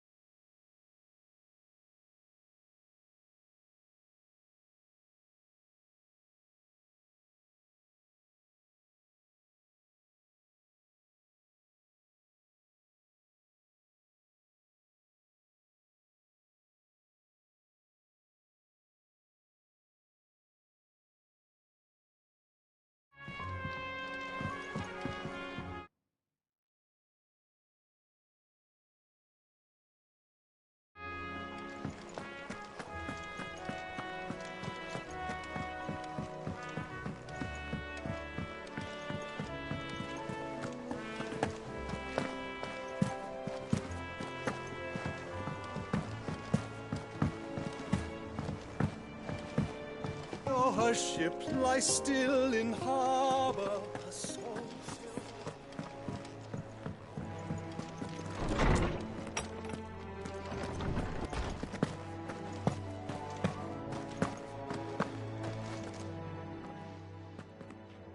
Hippocrates, do you have a moment? For you, Clive? Always. Well, actually, it's for Mid this time. Could you take a look at this?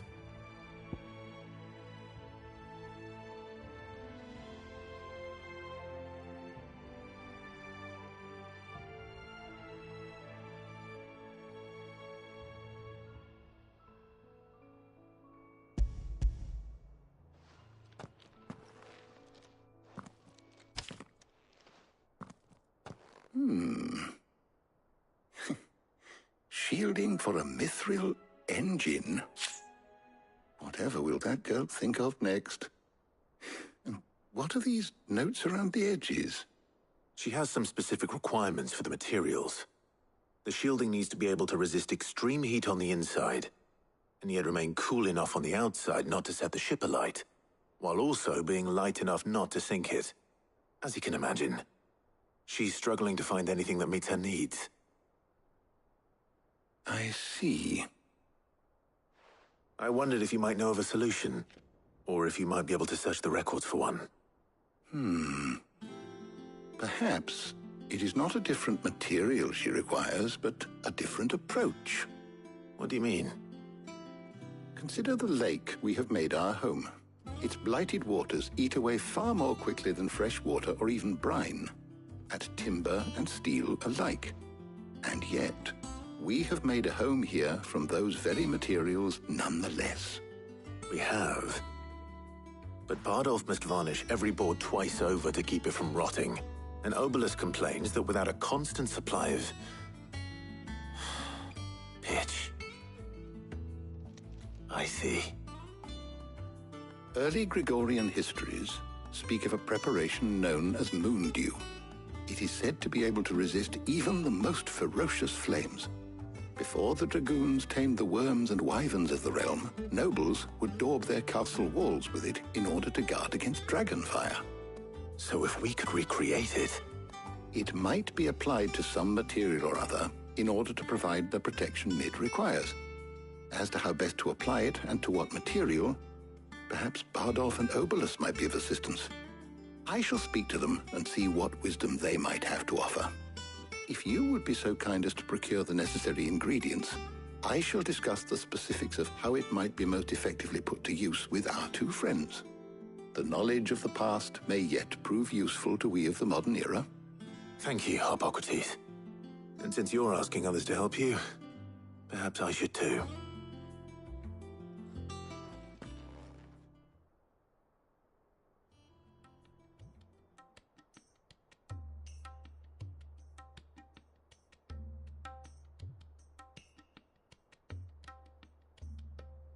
So you need a hand, do you? We do. I'll be heading to market for the ingredients we need. I could do with some help.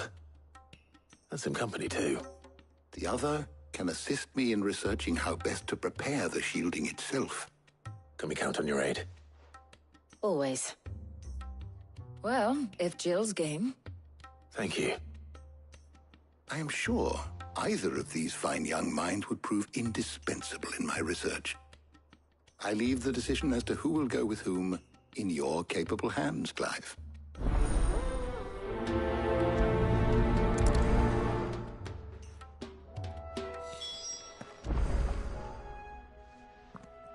So, Clive, have you made your decision? Who will accompany you on your little excursion? All right. So, what are we fetching? I have taken the liberty of preparing a list. Here. Garlic? Conch shells? Are you sure this is the right list? Looks like the ingredients for someone's supper. Though these items may seem mundane, they have potent effects that are rarely exploited, effects for which they were once highly prized. So much so, in fact, that they were harvested almost to extinction, hence moon dews having fallen from favor. Now, of course, they can be obtained with ease. You should be able to find everything you need at the market in Northreach. Well, isn't that convenient? I was hoping to be able to make a trip over that way sometime soon. Need to speak to an old acquaintance. I'll meet you there. All right. Stay safe. See you later, Clive. Good luck with your research.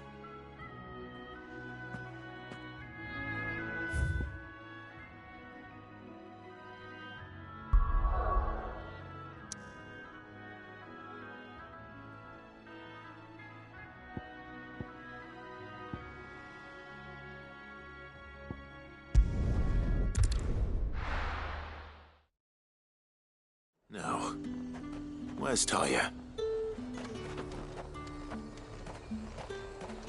Keep them pilchards nice and chilled. I won't have you spoiling another catch. Need to stock up on these. There you are, Taya. Ah, and there you are. We shouldn't have any problems finding what we need in a place like this. But if time is of the essence, perhaps we should split up. Take a few items each. All right. What shall I look for? Let's see now. Why don't you take the garlic and the pepio nuts? Meet me by the gate when you've got them.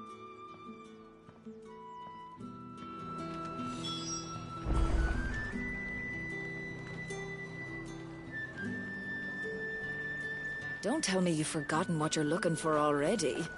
Garlic and pepio nuts. Do you want to take the list?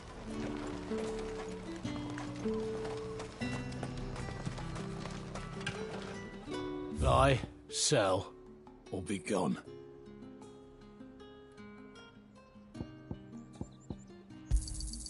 And good riddance. There's talk at the glass gate.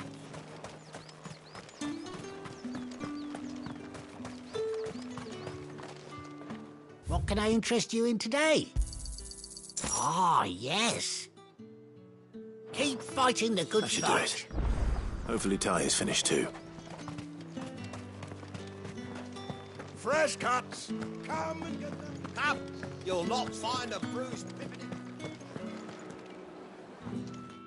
Well, did you find everything? I did. Here.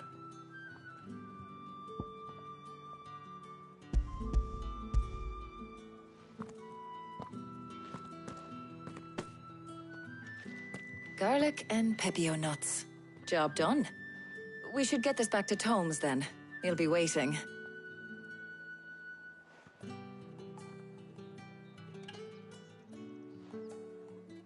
But we're not in too much of a rush, are we? Quick chat.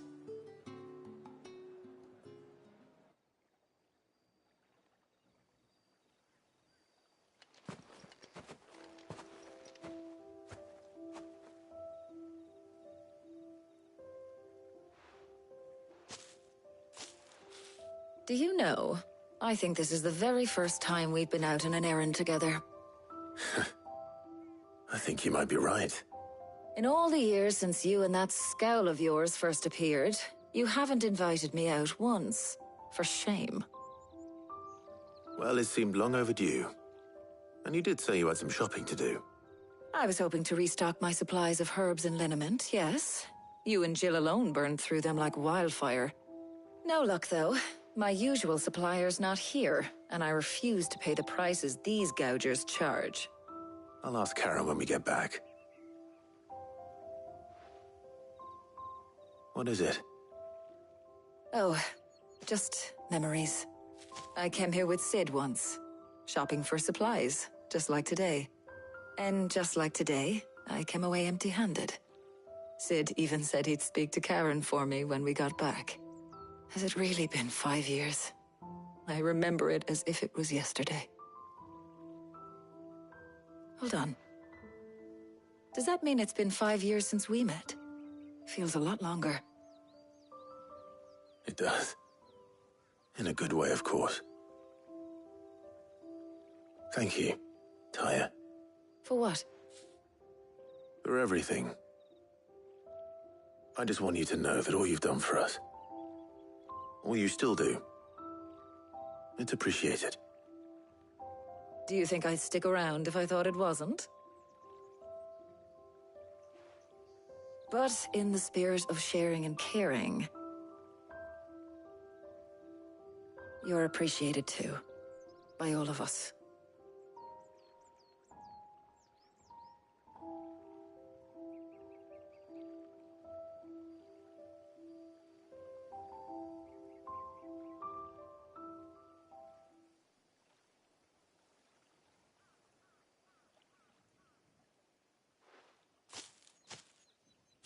Well, I think we've tarried long enough. I ought to get these ingredients back to Tome so he can make up this concoction of his. I'll meet you back at the hideaway, all right? All right. And thanks again. I heard you the first time.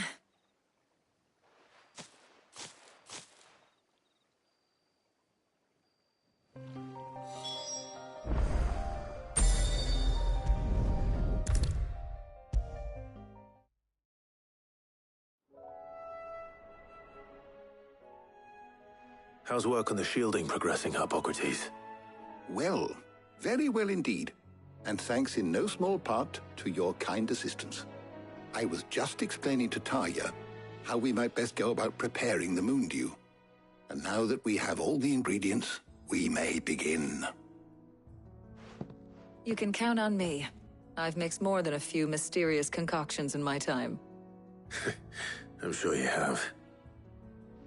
What about the shielding itself? Work is underway, under the watchful eyes of Bardolph and Obolus. Apparently, it'll be ready soon. Thank you. All of you.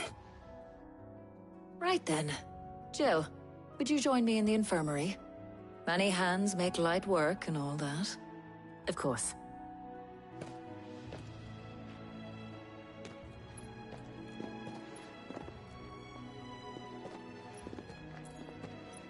Oh, and Clive. It was good to talk. We should do it again sometime. It appears our work here is almost at an end. A shame. I was enjoying playing the man of action for once. When both the shielding and the moon dew are ready, it will merely be a matter of applying the one to the other. Followed by a rigorous process of testing and retesting, of course. Perhaps someone ought to warn young Mid of that. Leave it to me. Thank you, Hippocrates.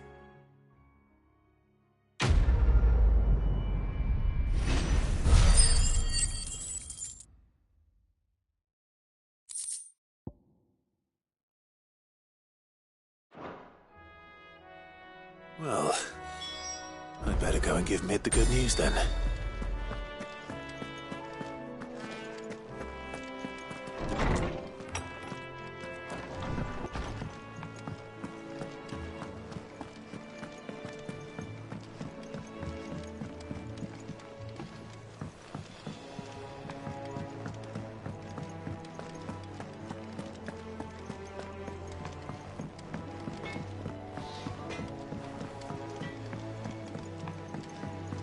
I went up to give some greens to the chocobo.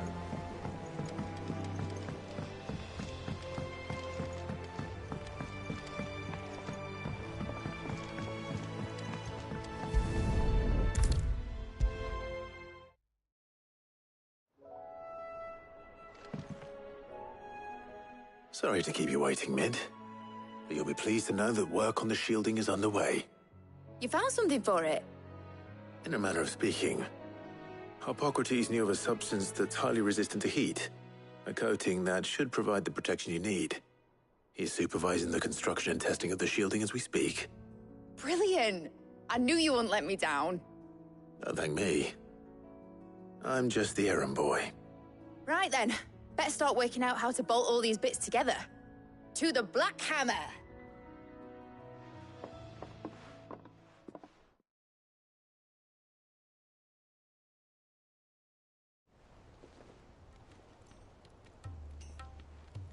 You know, when I got into the smithing game, I thought I'd be making swords and shields, not thermal bleeding didgeridoo-dahs.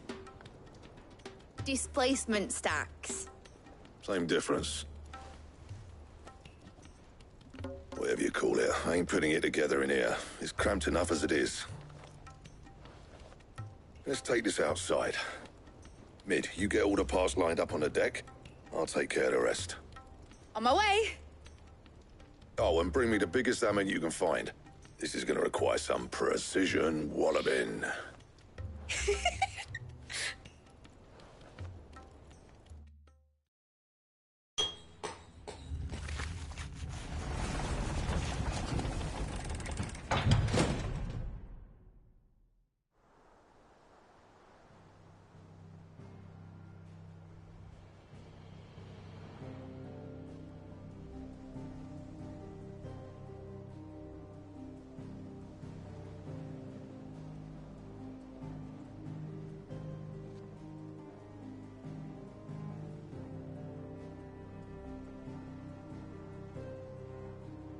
It's finished! It's finally finished!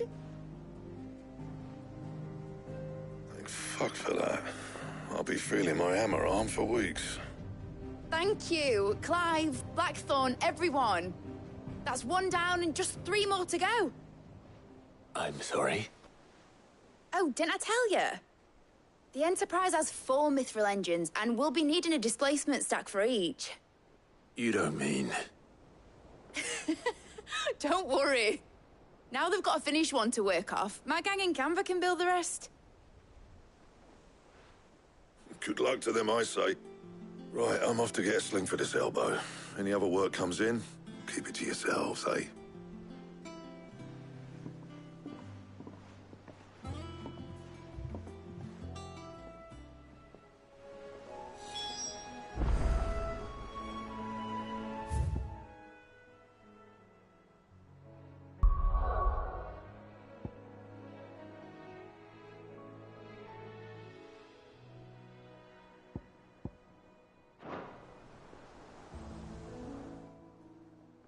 What's the matter? Nothing. Just daydreaming. Thinking about the Enterprise sailing off over the horizon to shores unknown. Searching for a land untouched by the Blight. Just like me and my dad planned. So if the worst came to the worst and every scrap of soil in the Twins turned black, we might still have a chance. That's what she was meant to be. You see, one last chance just in case we needed it. But now she's so close to being finished, I've realized I don't want it to be that. I don't want it to be just a lifeboat for us to cling to if things get desperate. I want people to sail aboard her by choice, not from the lack of it. In a world where we're not just trying to survive, but where we can actually live. I'm working on that. And I'll do everything I can to get you what you want. Don't you always? All right. My mind's made up. As soon as the Enterprise is fit to sail, I'm putting her under your command. Sod our plans, I'm trusting in yours. Are you sure about this? Something tells me it's what my dad would have wanted. He'd be proud of you. You were gonna visit his grave, weren't you? I was. And you can come too now that your little project is finished. Right. There's just one thing I need to finish up first. Won't be a mo. All right. I'll let Otto know you're coming. Meet us in the mess when you're ready. Aye, aye, Captain.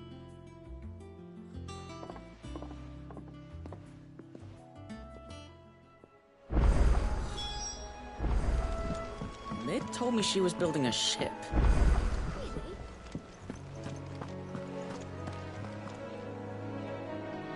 All right, Clive. Asterix. Mid finished sending half the hideaway traipsing across the twins, has she? I swear, that girl'd do anything to put off visiting her old dad's grave. No excuses now, though, eh? Not quite. She said there was one final thing she had to take care of. I'm sure she'll be finished soon enough. She said that? In those words? She did, yes. Clive? Were you born yesterday or something? There is no thing. She'll probably be halfway to Canva by now. Mid. I might still be able to catch her.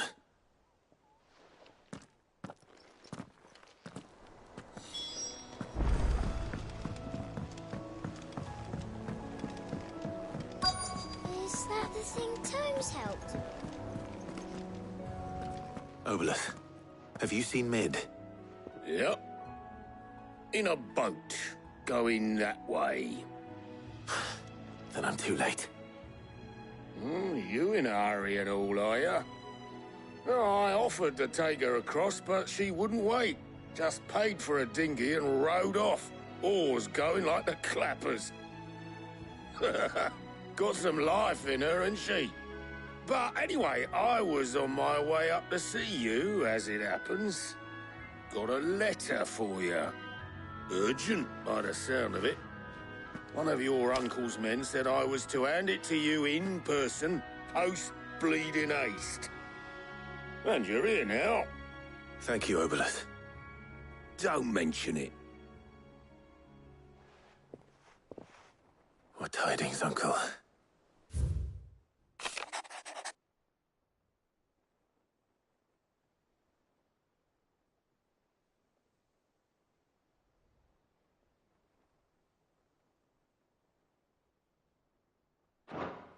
Trouble in Canva.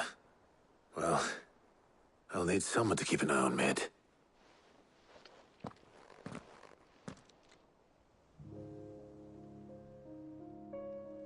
So what? Mid got us to do all the dirty work and then just sailed off into the sunset? It, seems that way. Well, nothing we can do about it now.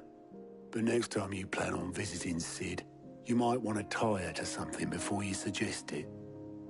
Ah, don't be so hard on her. Gotta admit, the dirty work was kind of fun. Everyone pitching in, all that bollocks.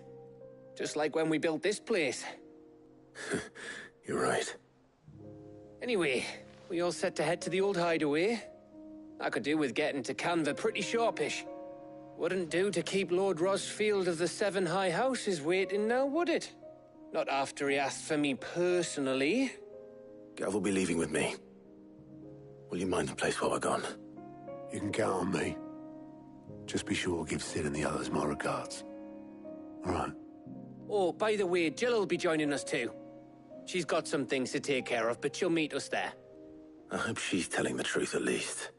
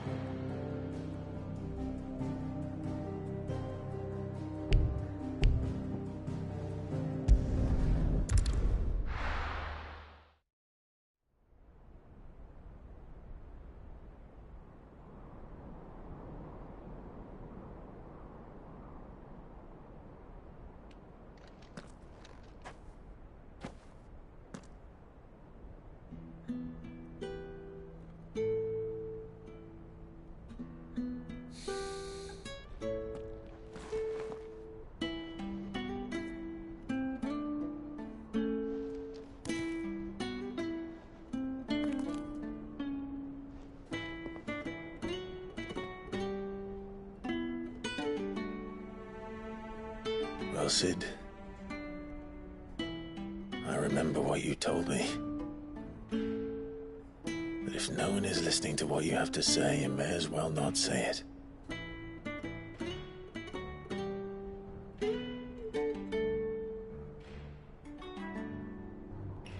say this, old friend.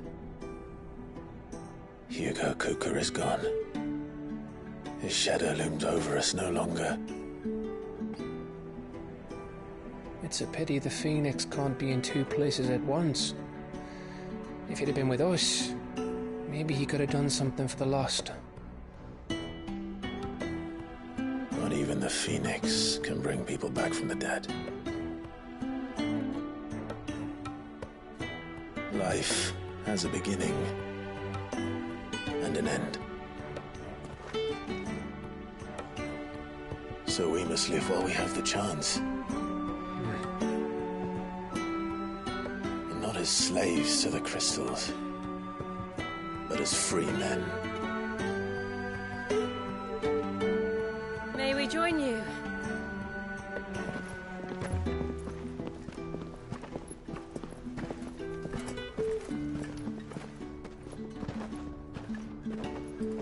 Lady Karen, what a pleasant surprise.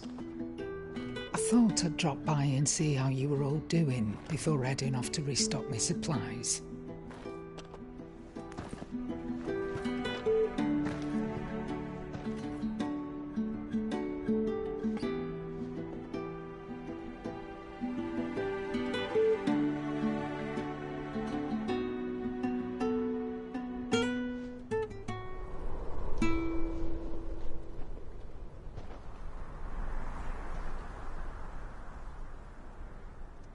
It wasn't the most scenic view back then, but it were never as bad as this. I know. The blight marches on. And soon, there'll be no escaping sights like these.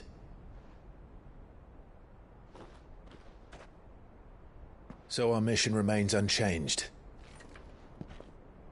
We cannot stop until every Mother Crystal is gone, and their thirst for ether with them. The only one that remains in Storm is Drake's tail in the Crystalline Dominion. Our next target. We're going to Twinside. It's the capital of the Empire these days. I wouldn't like to think how tightly guarded they've got the place. Not that that'll stop you. But we do well to scout it out before you go charging in. We would indeed. If you're off to the Dominion, you can take this great lump with you. Goods. Oh, I am sorry. Have you forgotten you're the most wanted man in the Twins? I thought you might like to disguise yourselves as the attendants of a travelling trader, assuming you've no better ideas. You wanted to buy yourself some tools, didn't you? Well, now's your chance. You're letting me go? With them? Oh, thanks, Nan! Stop that! You'll break me bones, you great galoot!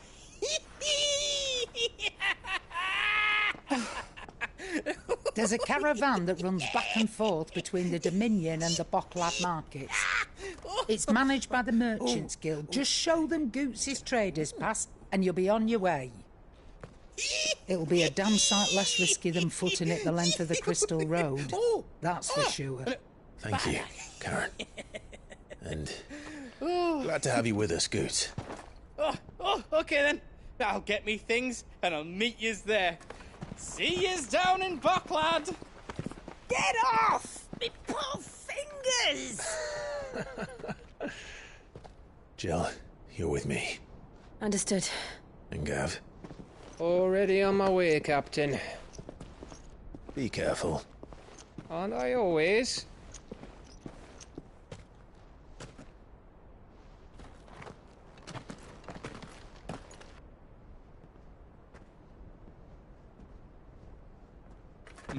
Do you see that, Sid? Your protege's making a proper little outlaw of himself.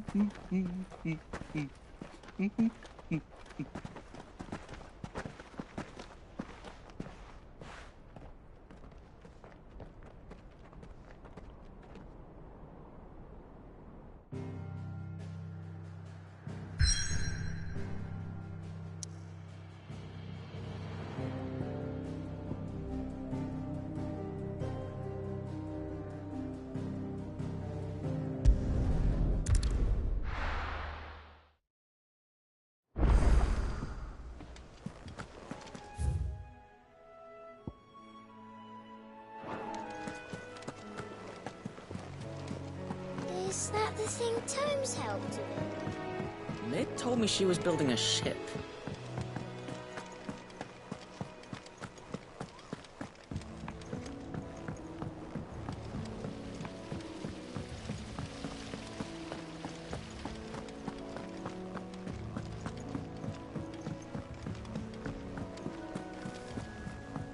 Think Mid might need some help.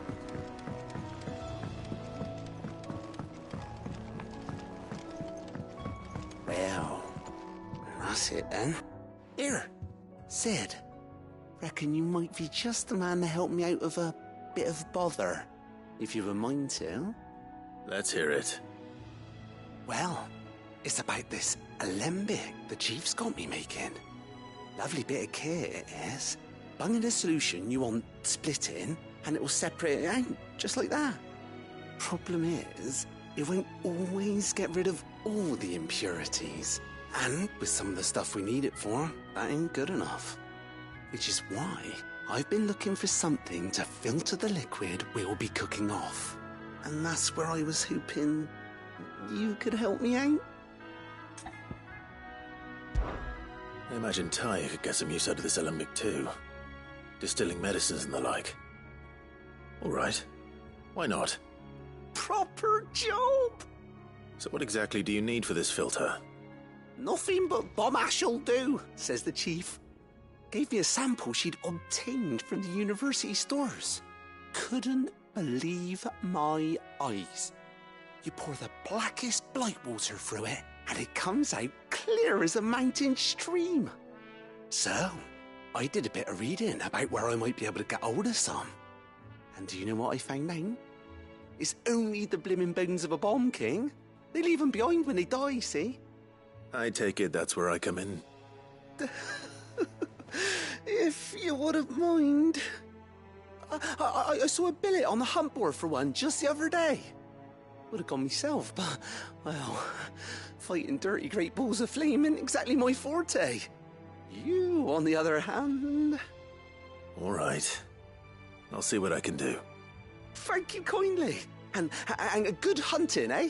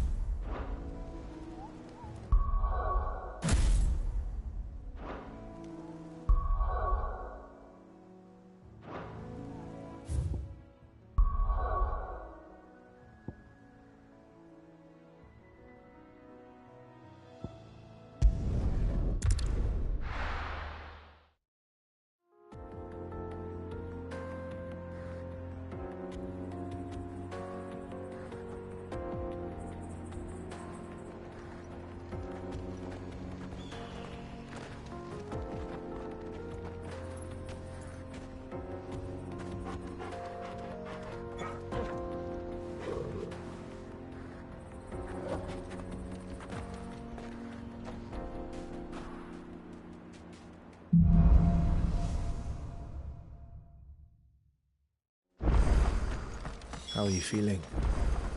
Better. Thanks to Talia. I'm glad to hear it. And Torgal helped too. Didn't you, boy?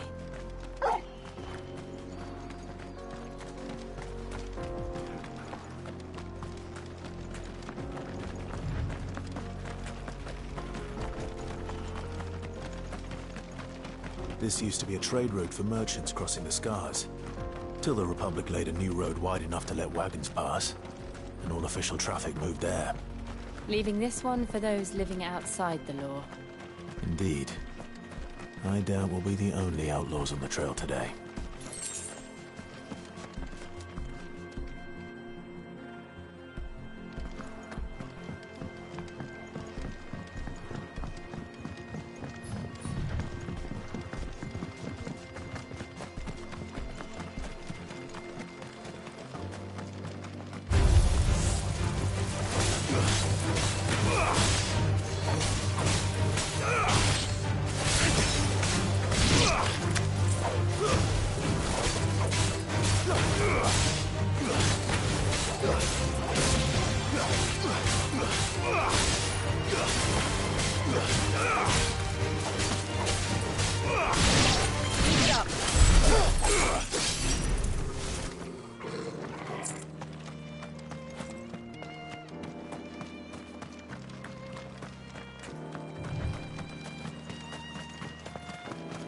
So what do you think?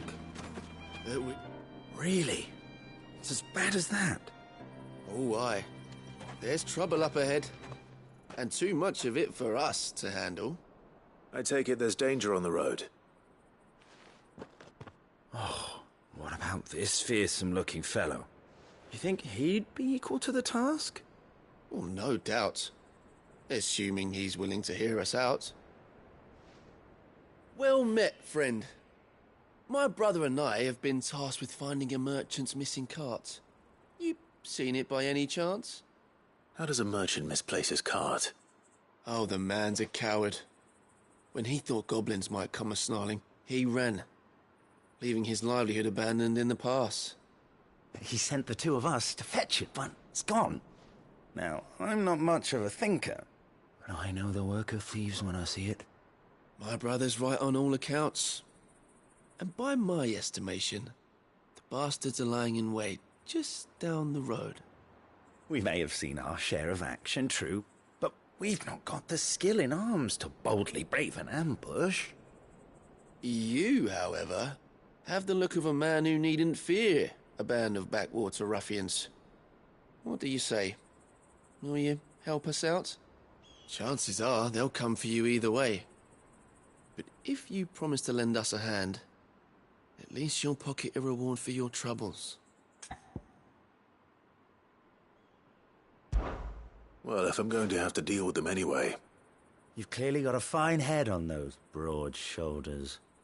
We're lucky you came along. Now, hoping to make a heavy purse in Bocklad, our merchant friend loaded his cart with as much as it would carry. Reckon he won't be forking over the rest of our fee if we don't find those goods. So, while you're seeing to those bandits, you keep your eyes open. All right. Just don't expect me to drag the cart out of there myself. Nope. You can leave the cart to us.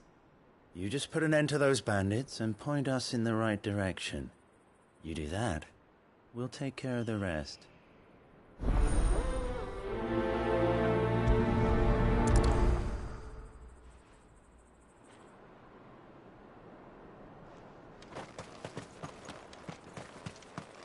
I'm not sure I trust those two.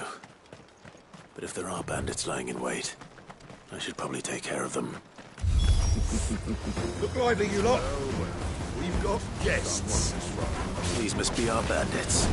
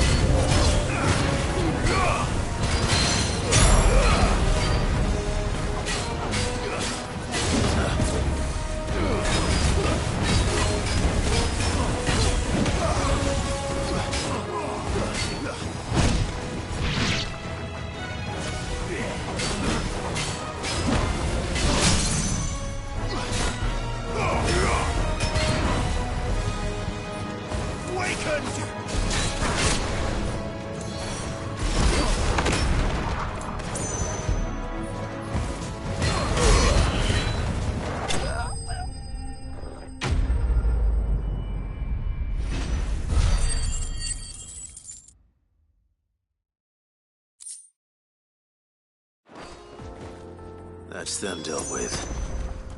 Now, where's that cart?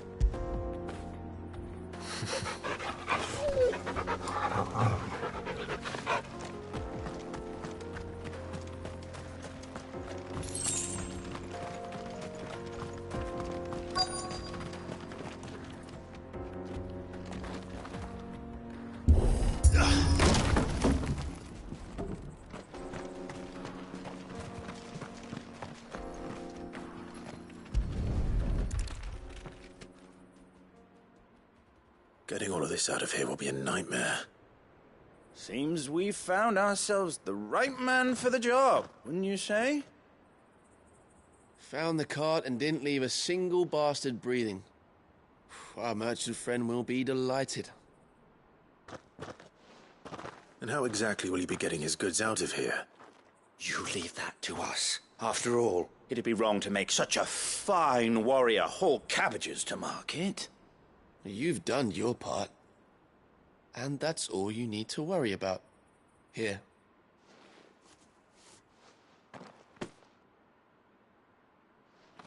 It's been a pleasure.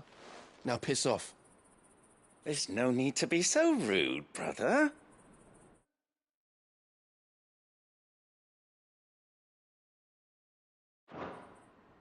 What if we want his help again next time?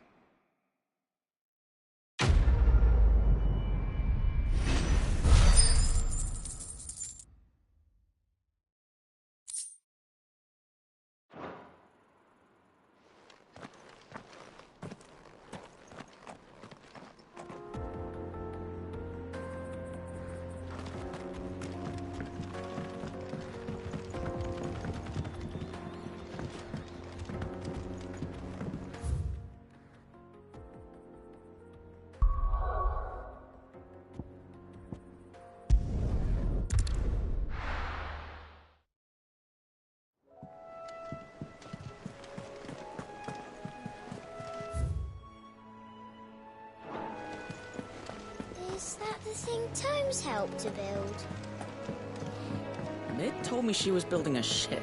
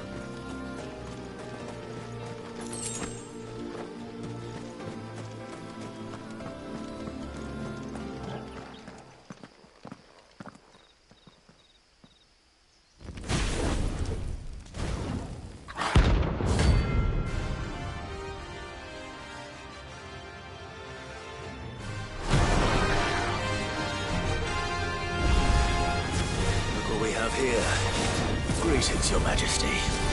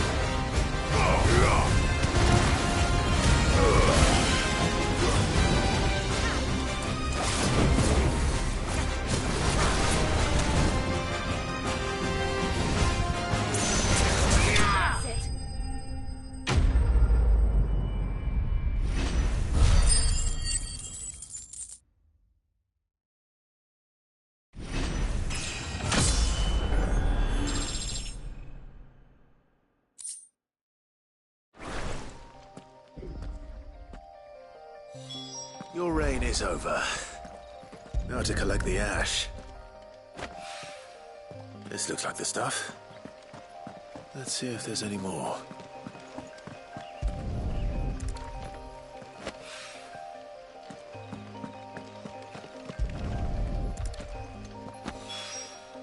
That should do it. If the wine needs more than this, he can fetch it himself.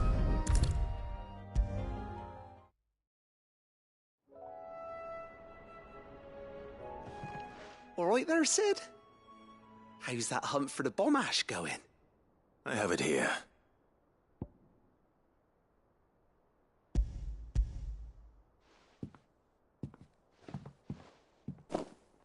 That's the stuff. And plenty of it, too. Enough to keep the Alembic bubbling away for a good old while. You're a gent, Sid. Let nothing say otherwise. Right then. Let's get this contraption up and running.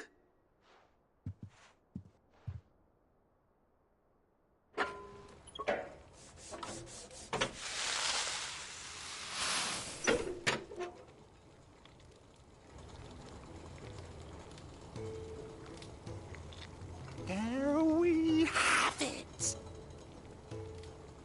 The Telemon Alembic. And it works just like the chief said it would. Very impressive. Says the man who cut down a burning boulder. Speaking of which, I still haven't returned the favor. There's no need. The good it will do for the hideaway is reward enough. Don't be silly. why don't you let me take a look at that bag of yours? The one you keep your potions in. Reckon I could work some magic on that. What kind of magic? Well, we happen to have isolated a substance in our test run of the Alembic that I reckon will make even the toughest leather supple as anything. Thought we might use it to breathe new life into old boots and the like. Save the hideaway a few gil. But I reckon if we slap a bit on your bag, it'll loosen it up enough for you to squeeze in a bottle or two more. Well, it can't hurt to try, I suppose. That's the spirit. Leave it with me. I'll only be a mo.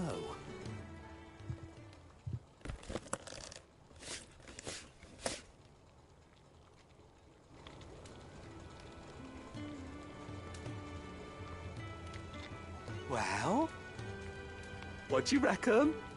It certainly feels more flexible. Right? Told you. Thank you. I think. No. Thank you for supporting Mid and the rest of us in our endeavors. Without you, we'd never have been able to discover wonders like that stuff I rubbed on your bag. And I'm telling you, there's plenty more where that came from.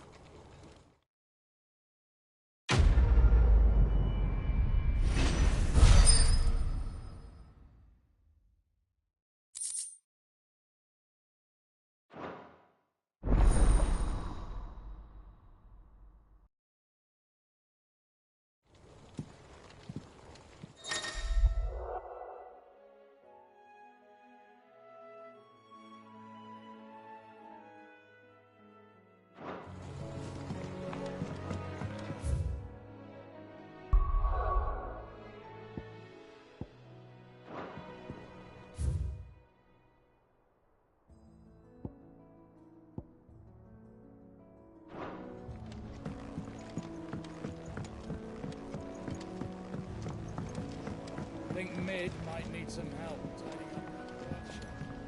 I think Mid might need well-meaning stuff.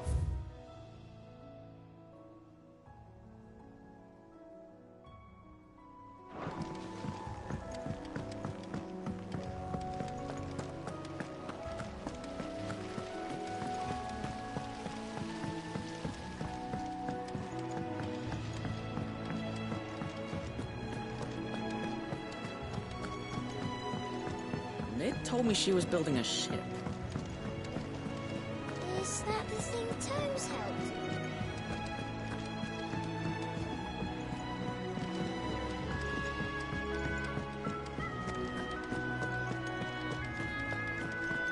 He cracked the crystal too? You're joking.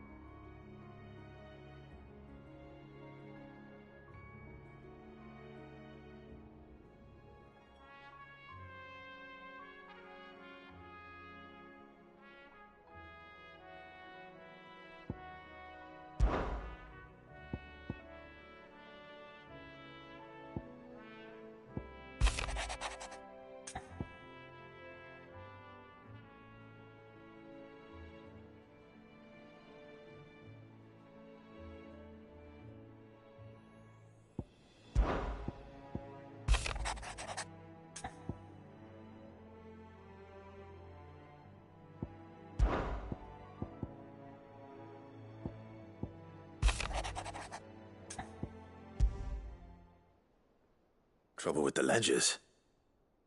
Shouldn't he be asking Otto for help?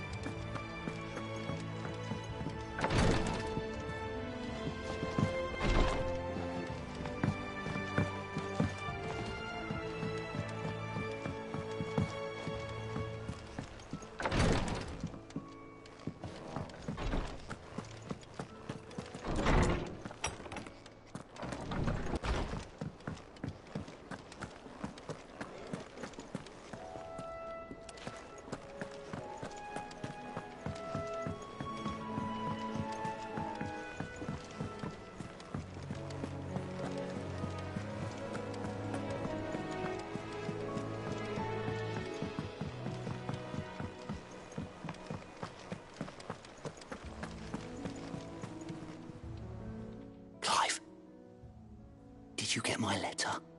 That's why I'm here. Shh. Otto won't be listening. Is this better? A little. Listen. I've some bad news. It turns out the Hideaway may be slightly behind in its payment to certain lenders, and it may be my fault. But I swear to the goddess, I thought I had the numbers square. Sadly, that square turned out to be more of a circle. 0, you might say.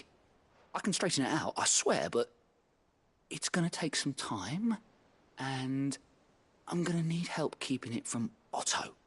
Bit late for that, I'd say. There you are! What a surprise! So let me get this straight.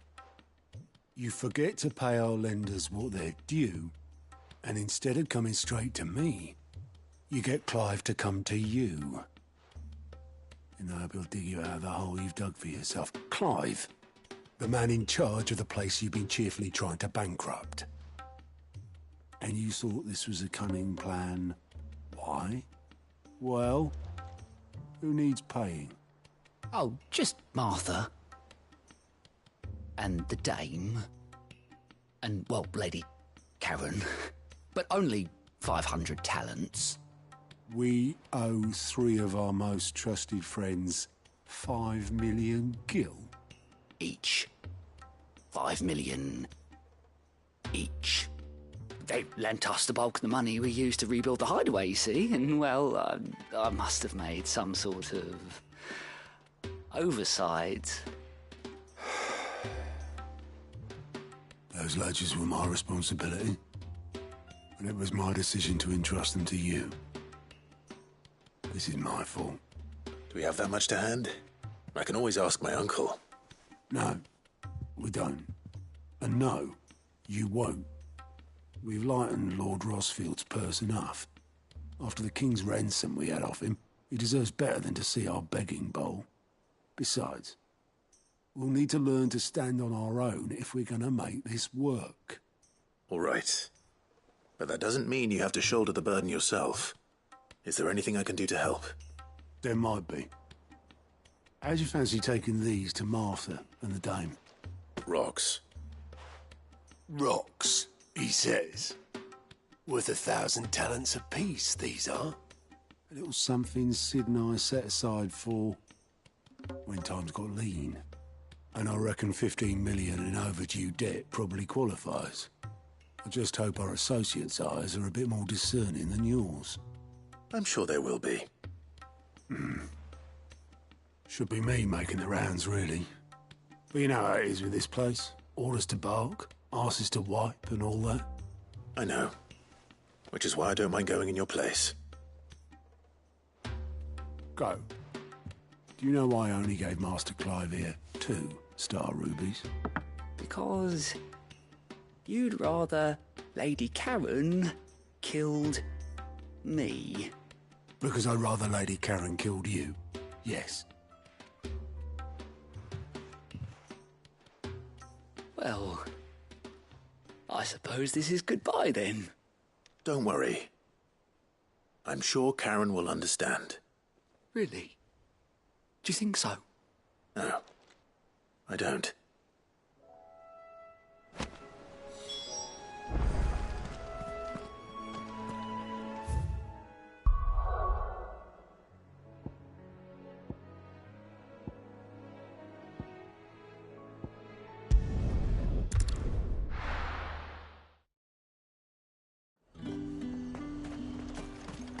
There's talk that the glass gate flood has...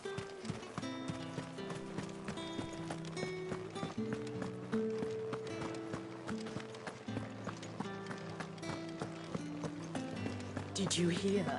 The gates to heaven. I want to see you again. It's all right. What am I going to do without Sweetwater and Olive Talc? Milady, I come bearing gifts. Gifts? Whatever is the occasion.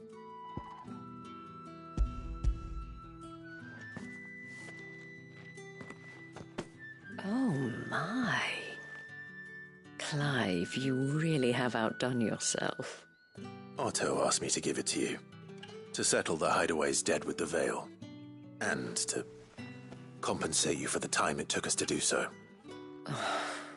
You disappoint me, Clive.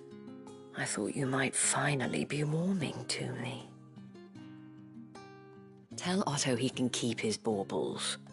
I tried to tell him as much the first time around. The man owes me nothing, nor does the Hideaway. My contribution to the restoration effort was made freely and willingly. It was the least I could do. You once told me Sid did you a kindness. I'd like to do the same. Please, accept it. For my sake. And for Otto's. For all of us. For all you've done. It is rather fetching, isn't it? Very well.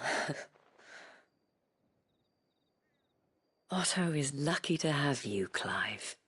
I doubt anything could ever replace his son. But you and the others at the Hideaway are the closest thing he has to family. Otto had a son. Long ago, yes. Sid told me Otto lost him when he was just a boy, and blamed himself for not being able to stop it. I don't know how it happened, whether there was anything he could have done, but it was clear that it weighed heavily on him. I didn't know. How could you have? I doubt anyone did.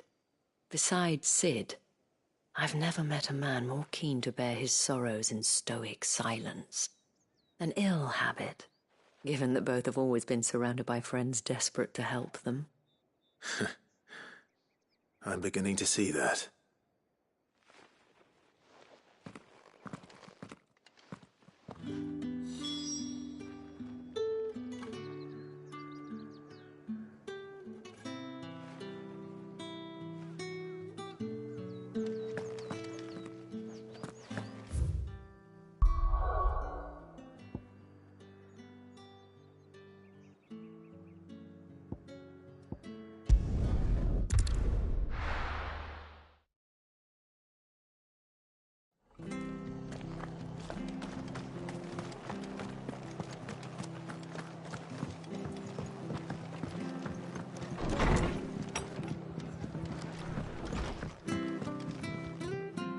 Clive, we weren't expecting you. I wasn't expecting to be here, but it seems we still owe you a considerable amount of coin for your help with our rebuilding efforts. And though I doubt it's what you were expecting, we were hoping you'd take this as payment.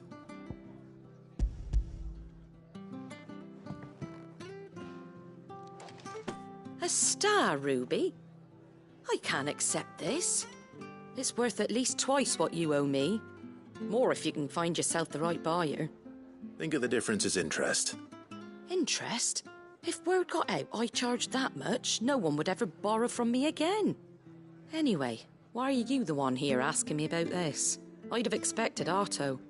Bit much sending the Lord Marquis out to sell your debts, isn't it? The old goat working himself to death again. Something like that. Most days I think he's the only reason the Hideaway's still standing. Same as always, eh? Back when the place was nothing but a twinkle in the eye of a recently retired Lord Commander, word is he was the first one Sid reached out to. Probably knew that without his strong arm and level head, the idea would never get off the ground. Sid may have been the face of the Hideaway, but Otto's always been the backbone. And when Sid passed away, we were all worried that would be the end of it. That Otto would just give up. His death was hard on everyone. But it must have hit Otto hardest of all. But he didn't give up, did he? Quite the opposite, in fact. If I recall, he was the one who nominated you as Sid's replacement, and rallied the rest around you. I reckon what he saw in Sid, he saw in you too. And don't we all? Doesn't hurt that you're half as stubborn and twice as handsome, neither. That, and you keep good company. I suppose I do.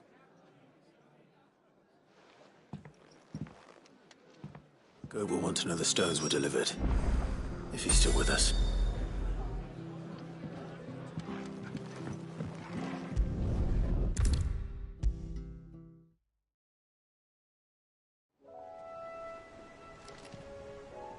Goat. Still alive, I see. So Lady Karen accepted the ruby.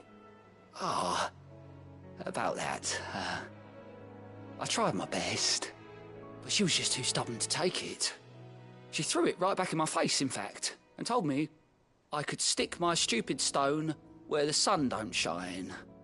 Karen refused payment. I hope it wasn't something I said. I'm sure you were as tactful as ever. Let me see what I can do.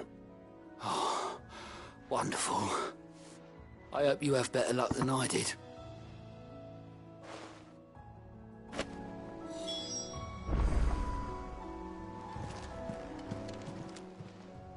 How may I help you today, Clive? Is everything we've received and everything promised? All yours.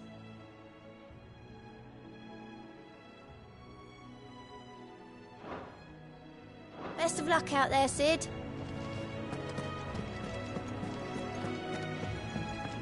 Mid told me she was building a ship. Is that the thing Tomes helped?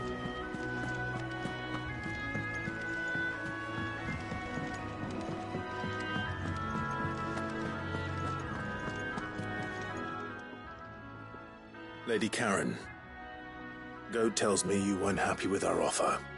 Would you prefer the debt was repaid in coin? What debt? I don't recall lending any of you lot me hard-earned gil. I may have tossed a talent or two in the Hideaway's coffers, but those were donations, and you can hardly call it charity if you go asking for it back. Of course not. But one good turn deserves another. And our circumstances have changed. Surely you wouldn't shun the gratitude of a pauper who happened to have become a prince. Oh, so you're a prince now, are you? Fine. But I'm selling it and taking what I'm owed, then you're getting the rest whether you like it or not.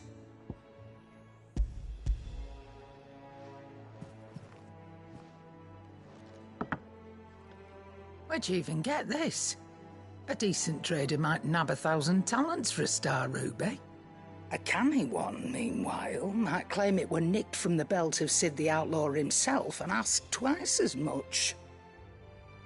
Might be I already have a buyer in mind. Might be you even know her. A fine continental maid whose beauty's only eclipsed by a guile in commerce. You wouldn't mind, would you? Not at all. Just be sure to tell her that it's always a pleasure doing business.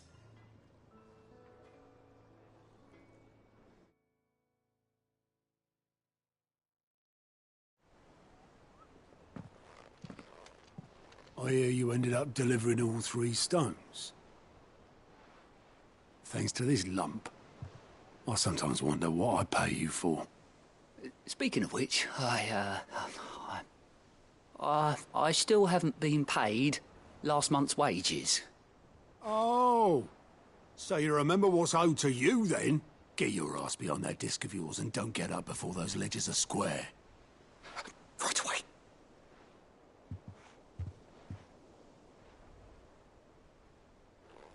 I've seen that before. Yeah.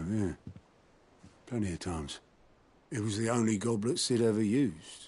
Either out of habit, or because the filthy sod couldn't be bothered to find a clean one.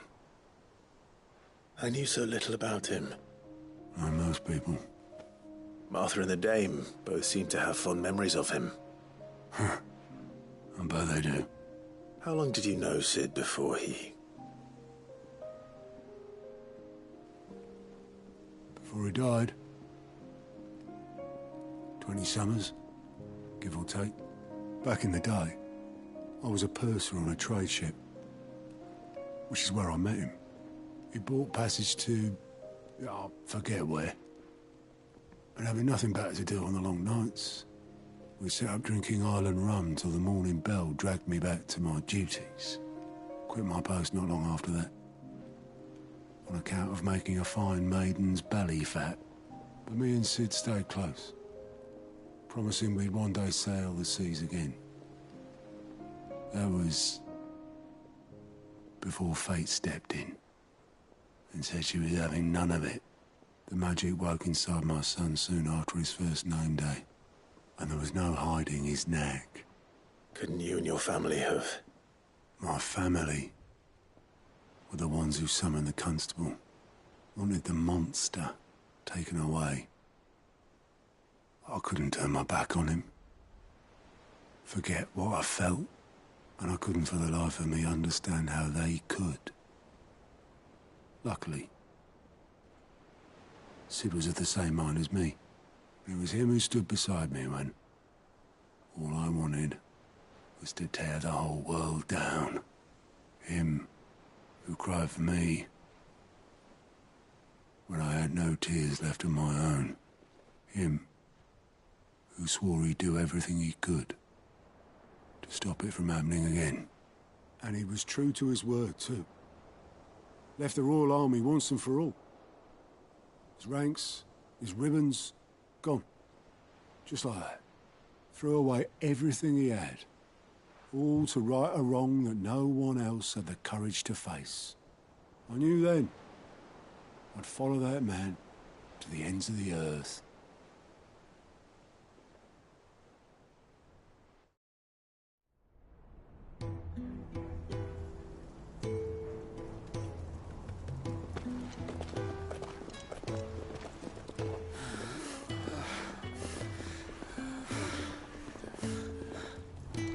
He was always too clever for his own good, was Sid. Saw the world for what it really was, while the rest of us were content to go along with the lie we were shown. And it can't have been easy, bearing that burden alone.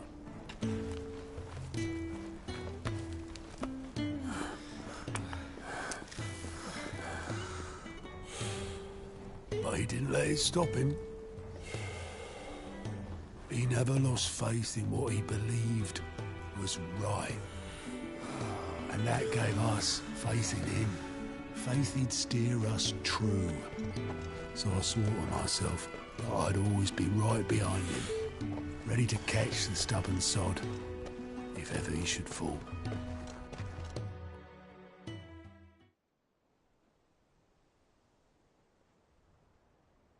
But I couldn't even do that.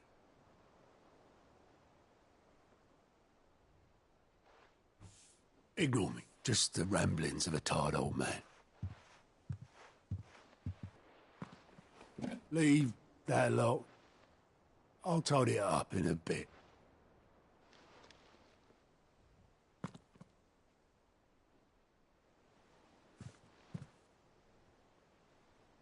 This is Sid's handwriting.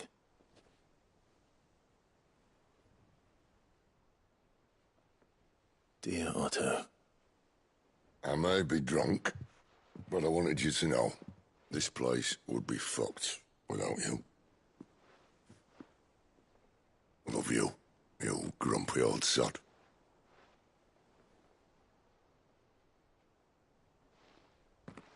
This note. Hmm? What about it? Sid was right. Without you, we'd all be lost.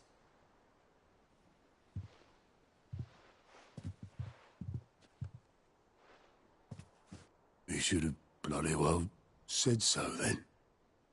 Just once. Before he went. But then, why would he? Him, or anyone? I'd only have told him to piss off.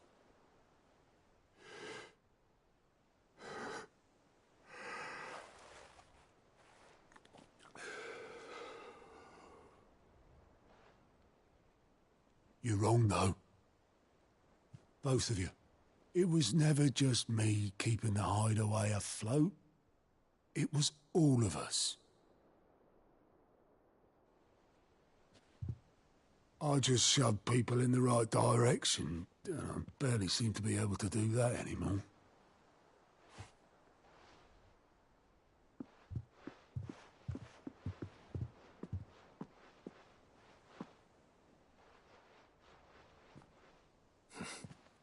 Would you rather Goat were at the helm? Well, maybe I've got a few more years left in me. I'm going to hold you to that, Otto. Before you go, Sid would have wanted you to have this. But that's... This'll do me just fine.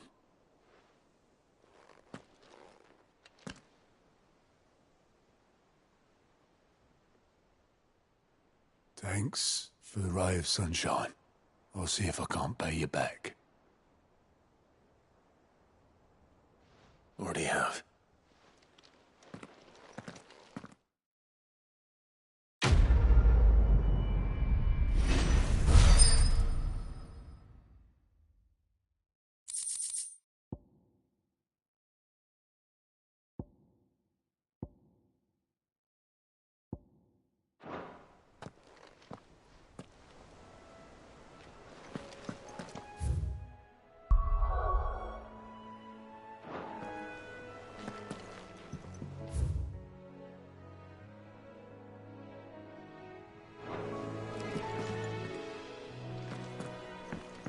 Mid told me she was building a ship. Is that the thing Tomes helped to build?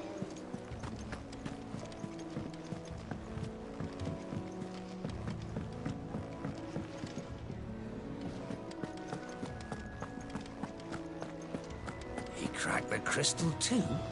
You joking?